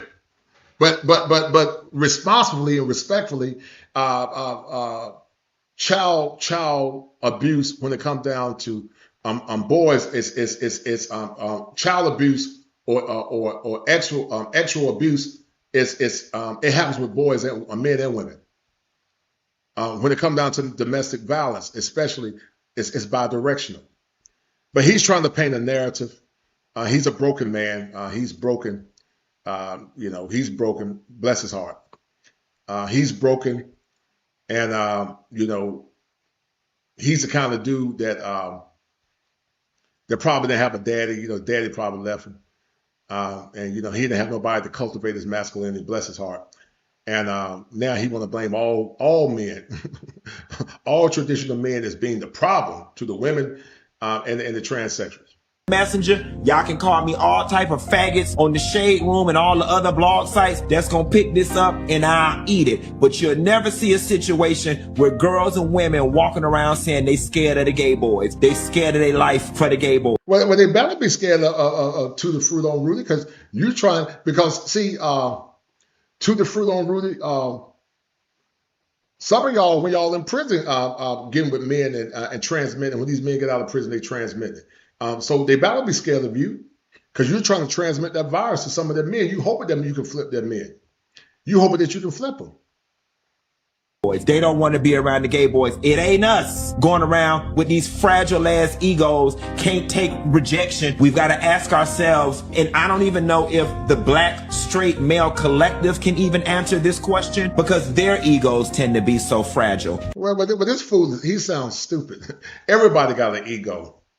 If you want to talk about a fragile ego, what happens when a black man tells a woman, or a man in general tells a woman no, he don't want a relationship, and she breaks his glasses out? What happens when a man says, I don't want to be with you anymore, and she tries to attempt to fight him? What happens when this same woman got to wear somebody else's hair because she doesn't love herself? What happens when a man like you got to act like a woman because you got a fragile ego because you can't embrace your own masculinity? I mean, you're talking about fragile ego. I mean, or what happens when anytime somebody critique anything in your ecosystem, your little fragile ego can't take any criticism. Little Richard. Little Richard get mad. Anytime somebody critique him, he can come out here and disrespect heterosexual men. But anytime somebody critique Little Richard, you want to counsel people, Little Richard. I mean, to me, that's a fragile ego, Little Richard. Anytime heterosexual men or women challenge your talking point, Little Richard, you want to cancel them because your ego is fragile. So you're not making any sense, man. You're not making any sense.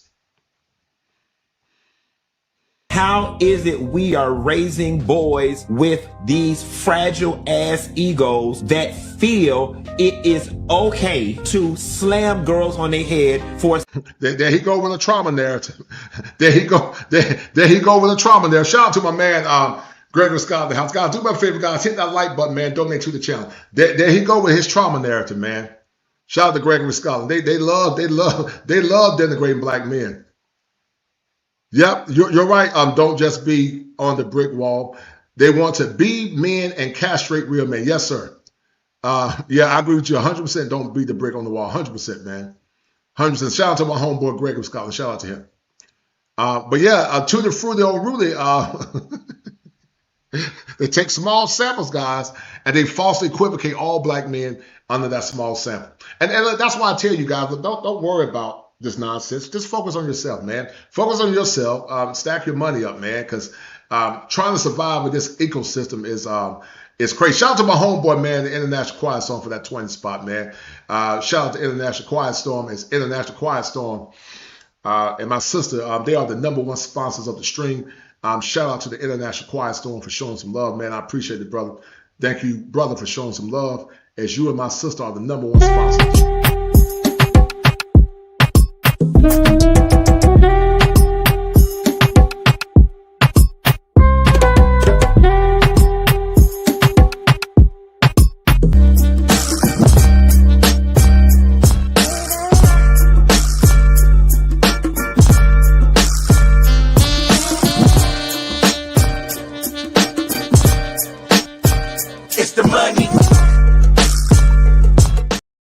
So shout out to Revelator Spirit of Indifference for that $5. Thank you, Revelator, for that 5.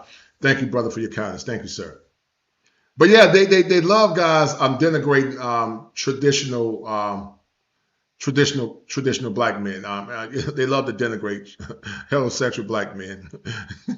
We the problem for everything, guys. I bet you if black men went to Planet Man, got on a rocket ship, we still would be to blame. And so, you just got to take it for what it is. Just laugh at it, because that's mental illness being manifest.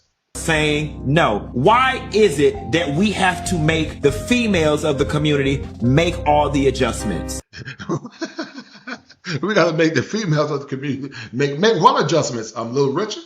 What adjustments do females of the community got to make, Little Richard? See, you were raised by your mom. You were an interjected male, so you identify as a woman. You probably think you're a woman. You probably romanticize being with. Well, I know you romanticize being with men with a Z on the end, Little Richard. And so, you keep talking about these dumb talking points. But if a woman is going to get a man's leadership, she does have to bend. Both have to bend. But somehow, you said, why does a woman have to bend? Because if she's going to get with the right man, she's going to have to respect that man, Little Richard. What's wrong with you, Little Richard? But I don't expect anything from you, Little Richard, because Little Richard, guys, is trying to tell, imagine a fruit trying to tell a man how to be a vegetable. Imagine a strawberry trying to tell a man how to be a zucchini. So I don't take Little Richard serious, guys. Y'all can't take Little Richard serious. It's not fair. Straight black men are the cancer of the black community. Argue with your mammy. Well, hold on, Little Richard, but that ain't what the DNC said, Little Richard. Little Richard, the DNC said the black women are the backbones of the community. So you can't have it both ways, Little Rich. If the DNC said the black women are the backbones of the community, and they're the stronger ones, and black men are lazy and dusty, then black women got to take the blame, Little Richard. You're not making any sense.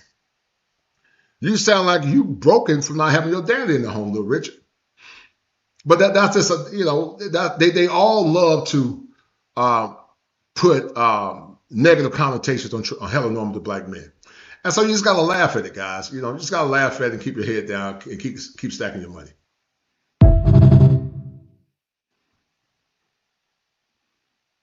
So here's the attack on masculinity. As a therapist, I look at things with the bio, the psycho, the social, and the spiritual. And I'm going to show you guys. The social aspect is what Little Richard did.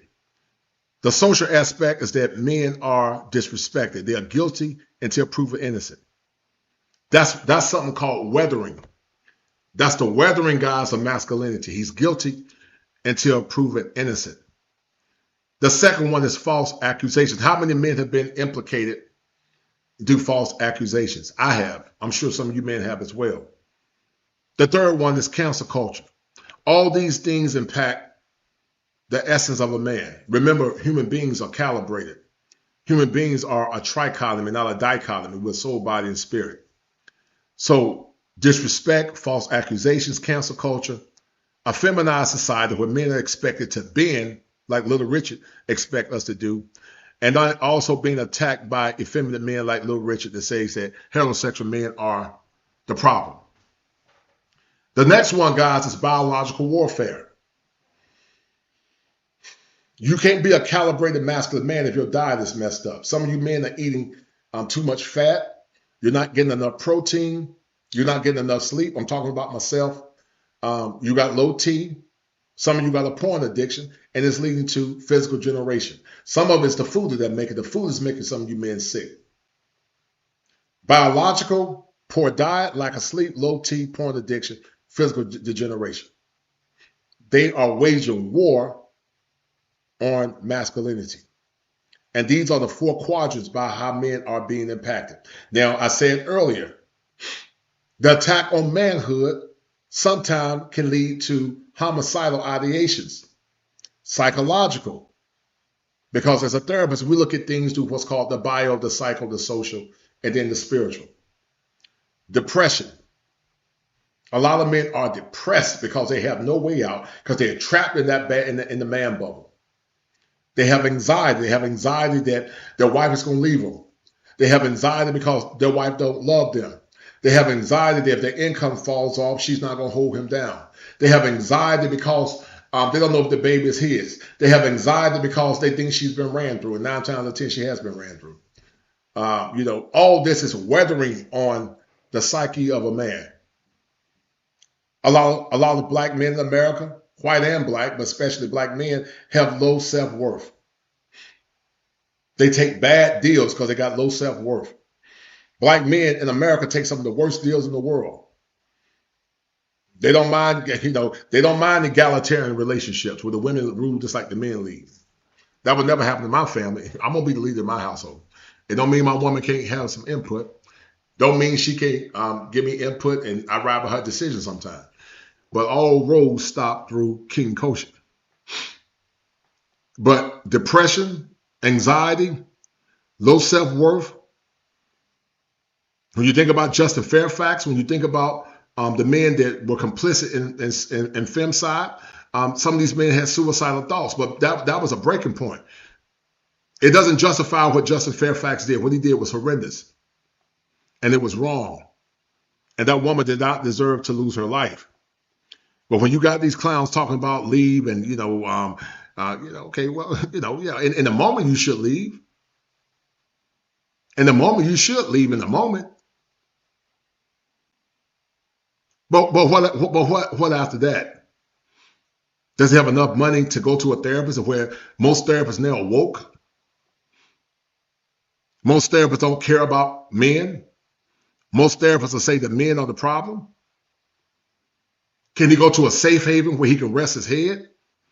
Is there shelter that can accommodate him as a man? Men don't have the same merits and rights as women and children. Men are still held to modern traditional standards while women can be modern. And then at some point that man has a mental breakdown. Paternity fraud. No fault divorce. False accusations. Loss of assets, loss of wages, undermining his authority, undermining his leadership, going back to exes. That's why I tell you men, don't fall in love. Never telegraph your own destruction as a man. You love within reason, but you never fall in love. You're a fool to fall in love. There was a song called Why Do Fools Fall in Love? Don't fall in love. I didn't say not to love her. But you better not fall in love, because you are telegraphing your own doom. And then the last one is spiritual. The last one is spiritual. Attacks on faith, masculine women, Luciferian agendas, pornography, and spiritual manipulation in the form of Jezebel. Most of this stuff is spiritual. That's why I'm going to stop wasting my time talking to obtuse people. Because it's spiritual. It's spiritual. It's tied to witchcraft. And if you don't believe me, when they can't control the masculine man, they're going to either be the victim, or some of these women are going to perform wholecraft. Some of these women are performing wholecraft on men. And I'm going to show it to you. Now look at this, guys. Y'all thought I was crazy. Y'all thought Kosher was crazy. Shout out to Miss Kosher for sending me this. But Megan Thee Stallion, witches cursed Klay Thompson, guys. I've showed you guys the 4 dimensions of how masculinity is being eroded. Biological, social, psychological, and spiritual. the lack of masculine authority in the home, but also these women now are performing witchcraft. They're performing wholecraft. But see, when you're in Christ, you can bind that stuff up. When you're in Christ, you can tell that witch, you can bind that witch up. Because see, when you're a believer, wholecraft ain't got no power over you. You can look that witch in the eye and say, I rebuke you in the name of Jesus. You can tell that witch, I rebuke you in the name of Yeshua HaMashiach. Oh, you can get on your knees and get in the spirit and get in the Holy Spirit and get in the spirit of Jehu and look that witch in the eye and say, I bind you up, witch, in the name of the great Holy Spirit. Do it by the power of Yeshua HaMashiach, who is Jesus Christ. And that witch can't do nothing. When you praying and fasting, that witch gonna have to flee because that witch ain't got no power over you. When you're operating in the spirit of Jehu, you're operating in the spirit of masculinity. It can do nothing to you. It can do nothing to you. You can look it straight in the eye and stand on the authority of the Jehu spirit, which is masculine. And that witch ain't got no other choice but to back up. She can't do nothing to you. Clay is the Duke. Clay lost the game. Clay has no fame. Clay has no hoes. Clay has no goals. Clay has to cough. Can't find a hall. Clay wants to shoot. Can't find the ball. Megan is joyful. Megan is free. Megan is outside, twerking on one knee. I should put wholecraft on them guys. They're up there putting wholecraft on Clay Thompson. Clay Thompson said, I'm going to do what I want to do. Clay Thompson said, I'm not going to pay no whole tax. And Megan got mad. Megan, these 304s got mad. Clay Thompson said, I'm not going to pay no whole tax. He said, I'm not going to pay the whole tax. Yeah, Cortez, we grew up seeing men get abused, not women. These dudes literally, Coach, this dude literally a government agent. Remember, Fox has him on the payroll to talk about black men. Wow. Megan is happy. Megan is rich. Megan has met another man who's not a bitch. I hustle, I get it, I get it, I get it. I am not seeking approval. Escucha las palabras de las brujas. Look at them guys. They speaking in whole tongues, man. They speaking in whole tongues, trying to put a hex on Clay Thompson. Megan is happy. Megan is rich. Megan has met another man who's not a bitch. I hustle, I get it, I get it, I get it. I am not seeking approval. Escucha las palabras de Yes, yeah, they're around circles chanting. But they said men try to control women. If you try to put hexes on men, you trying to control them. Because see, stubbornness is idolatry. But when you rebel against masculinity, it's a spirit of witchcraft. The modern woman practices witchcraft because she rebels against masculine authority. She rebels against leadership, and she's a slave to her feelings. She's stubborn. And like Maggie said, and like Luke said, they're gonna dig their feet down. Like I told you, they will rather rule in heaven. They will rather rule in hell than to be submissive in heaven, man. las brujas.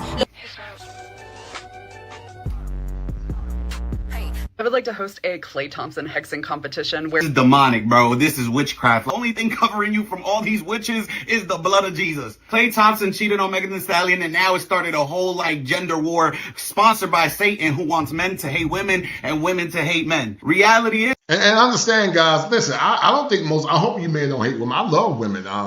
If you get a good woman that's gonna love you, but I know most of these chicks don't believe in traditional masculinity anymore, and that's okay. But I would argue that most men love women. It is hard to find good ones here in America.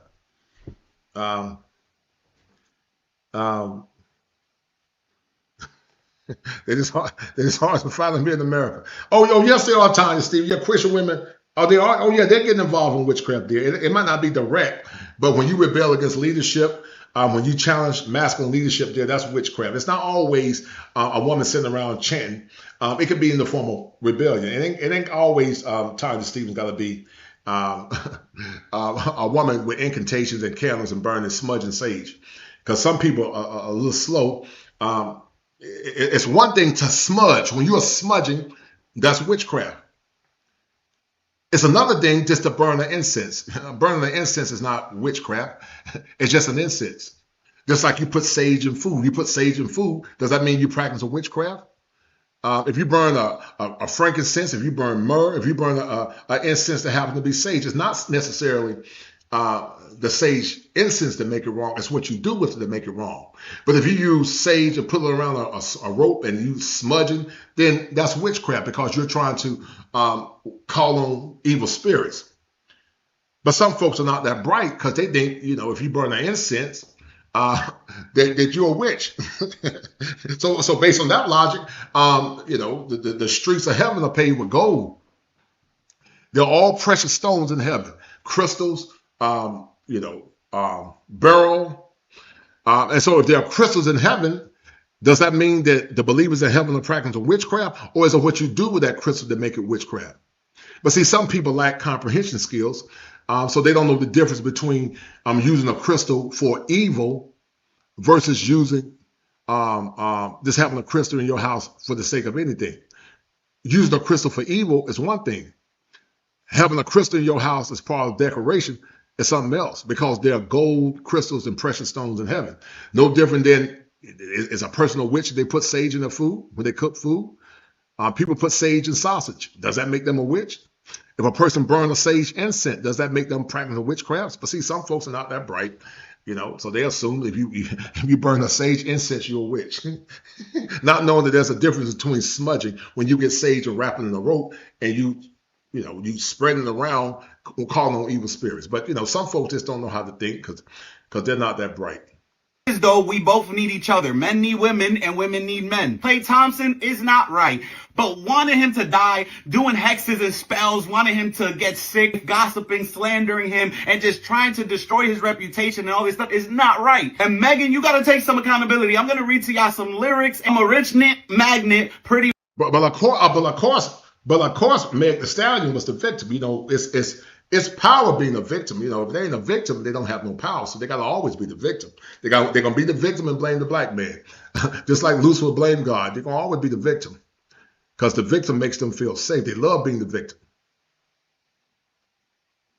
With a fatty, your man buying stuff for me. He know it ain't free. If he ain't rich, it ain't worth it. Only thing you need to know is I'm in love with the money. So men are only good for money and to be used, and you don't mind another man cheating on his woman as long as it's with you. You know you can't control me, baby. Handle me? Who gonna handle me? Thinking he's a player? He's a member on the team. You got a whole team of men, but God forbid you on his team of women. Right.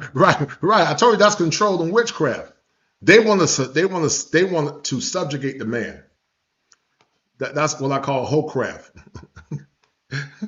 They want to subjugate. He want to lock me down. I'm outside. I choose me every time. You outside. You don't want a ring. You don't want to be a wife. You don't want to be loyal. And then you want a man to be loyal. You mad he wasn't loyal. Mandatory. I get the head, but no guarantees. If you ain't want a pimp, then what you with me for? Sexuality is your leverage and your identity. Music represents no limits, no restrictions. So you intentionally flipping bad male behavior on women and telling women to be like the men that y'all claim to hate. According to you, Megan, men are just tools and accessories and a paycheck. You can't move like this, talk like this, promote this mindset, and then be shocked at the kind of men that show up into your life. It's good people out here, it's bad people out here, bro. We gotta stop acting like women. Don't be as horrible, bro. You don't even want a man with standards. They get labeled weird, controlling, toxic, insecure. Empowering women should never look like telling you to be like the worst examples of a man. Bro, you can't disrespect men, treat them like disposable, like they don't mean nothing, and then you want a ring from them. And a lot of these celebrity women online telling you to move this way don't even move like that behind closed doors. It's literally miserable women making other women miserable. We lost the understanding of wife, of gentle, of feminine, of womanhood. When you say all I got is cat to put on the table, so you attract men that just want some cat, why you mad? Now y'all doing witchcraft on men, wanting them to die and all that, bro. This is witchcraft, this is demonic. Megan, the Bible says he who finds a wife finds a good thing. You want to be a wife, act like a wife, become a wife, and let a man who wants a wife find you.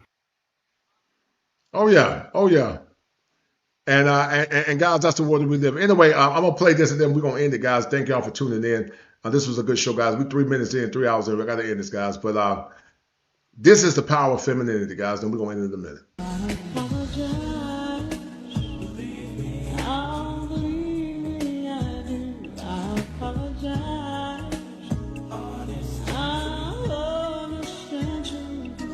Because I know I was wrong, so I see the soul.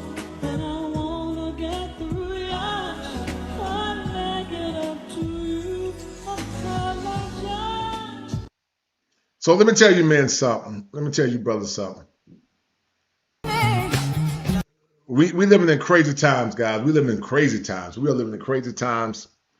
And to you single men like Quiet Storm, to you single brothers like Top Gun, or any other single brother that's listening, I want to see you guys get the best. Focus on your health, focus on your money, keep your head down. Love God, man. Get your soul right with the Creator, the Most High, Yeshua, Jesus. And I pray the Lord bless you with a good woman, man.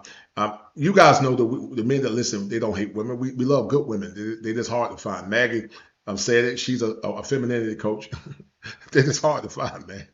And it is what it is. But you can waste your time being stressed out, or you can do what the old folks said, think I'll run on and see what the end gonna be. So anyway, guys, we're gonna end it here. I thank you guys for tuning in. Shout out to the Quiet Storm and my sisters for being the #1 sponsors. And guys, we're gonna end it here. Y'all take care.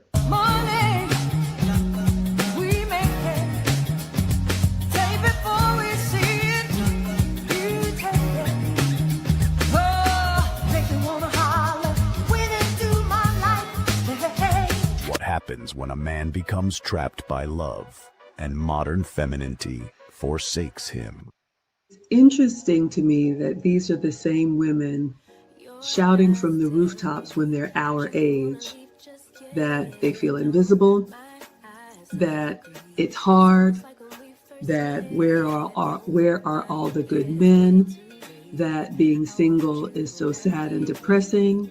So this is the wisdom, young ladies, if you're willing to listen. When you get older, you will be so grateful to not have to do the last third of life by yourself. The Hoe Tax and the Hoe 2, Jesus Pipeline exposed. What I realize when I talk to women, especially when they get to my age and they have not found a relationship, it is now that they're pining for the opportunities of the past when that nice guy or that good guy gave them a chance, but they thought they could do better than him. A lot of relationships fail because we expect too much from each other. Meaning, not only are you supposed to be my husband, you're supposed to be my best friend, my brunch buddy, my therapist, my workout partner, all of that. And we have lost that a husband is a role, a man is a man, he's not your bestie, and a woman is a woman. We are not equal. We are equal in value, but we are very different. And a wife is a role. And I think the example that we had at home growing up, we saw that polarity. You know, Paco, winter is coming. I remember a time where most women had husbands, and Kevin Samuels talks about a time called winter. And you know, winter not only symbolizes the seasons that are about to come, but winter symbolizes a stage in life. When you look at some of your, yes ma'am, go ahead. Yes ma'am, go ahead. I am in the storm. Okay? I got a part-time job. I'm a tax expert, so I only live during tax season. I'm 60 years old. I don't have retirement. My family is spread across the country. Yes, and I don't have a strong black man who I love black men in my life. I'm not mad. I know my time is past. Wow. But I am in the winter. Wow. I'm in the storm. Well, I'm sorry to hear that, dear. Let me ask you a question. Do you feel like there was a time where you had a viable black man, but you forfeited that by sometimes bad choices? 1,000% correct. Oh my God. Married. I was married. Right. I was fine as hell. And I thought that I was black girl magic. Wow. So wow. That's why I know the death mentality. And I thought that I was. Go ahead, keep talking. You said you thought you were black girl magic. Keep talking, Parker. Oh, but life and reality woke me up. So I see you on a lot of other different men's channels. Why is it so important for you to support men and male content? And tell me about it. Why is that so important for you? It's important because we need men in our society. And it seems that we are every turn we take, men are being placed as a lower section of society, and they are the ones that have built this incredible society for us. So my focus is we need to get back on appreciating what they've done for us, what they are doing for us, and what they will continue doing for us. But we need to appreciate what, who they are, and their strength on being masculine and providing for the families and maintaining society. So that's my main goal when I speak about protecting and defending our men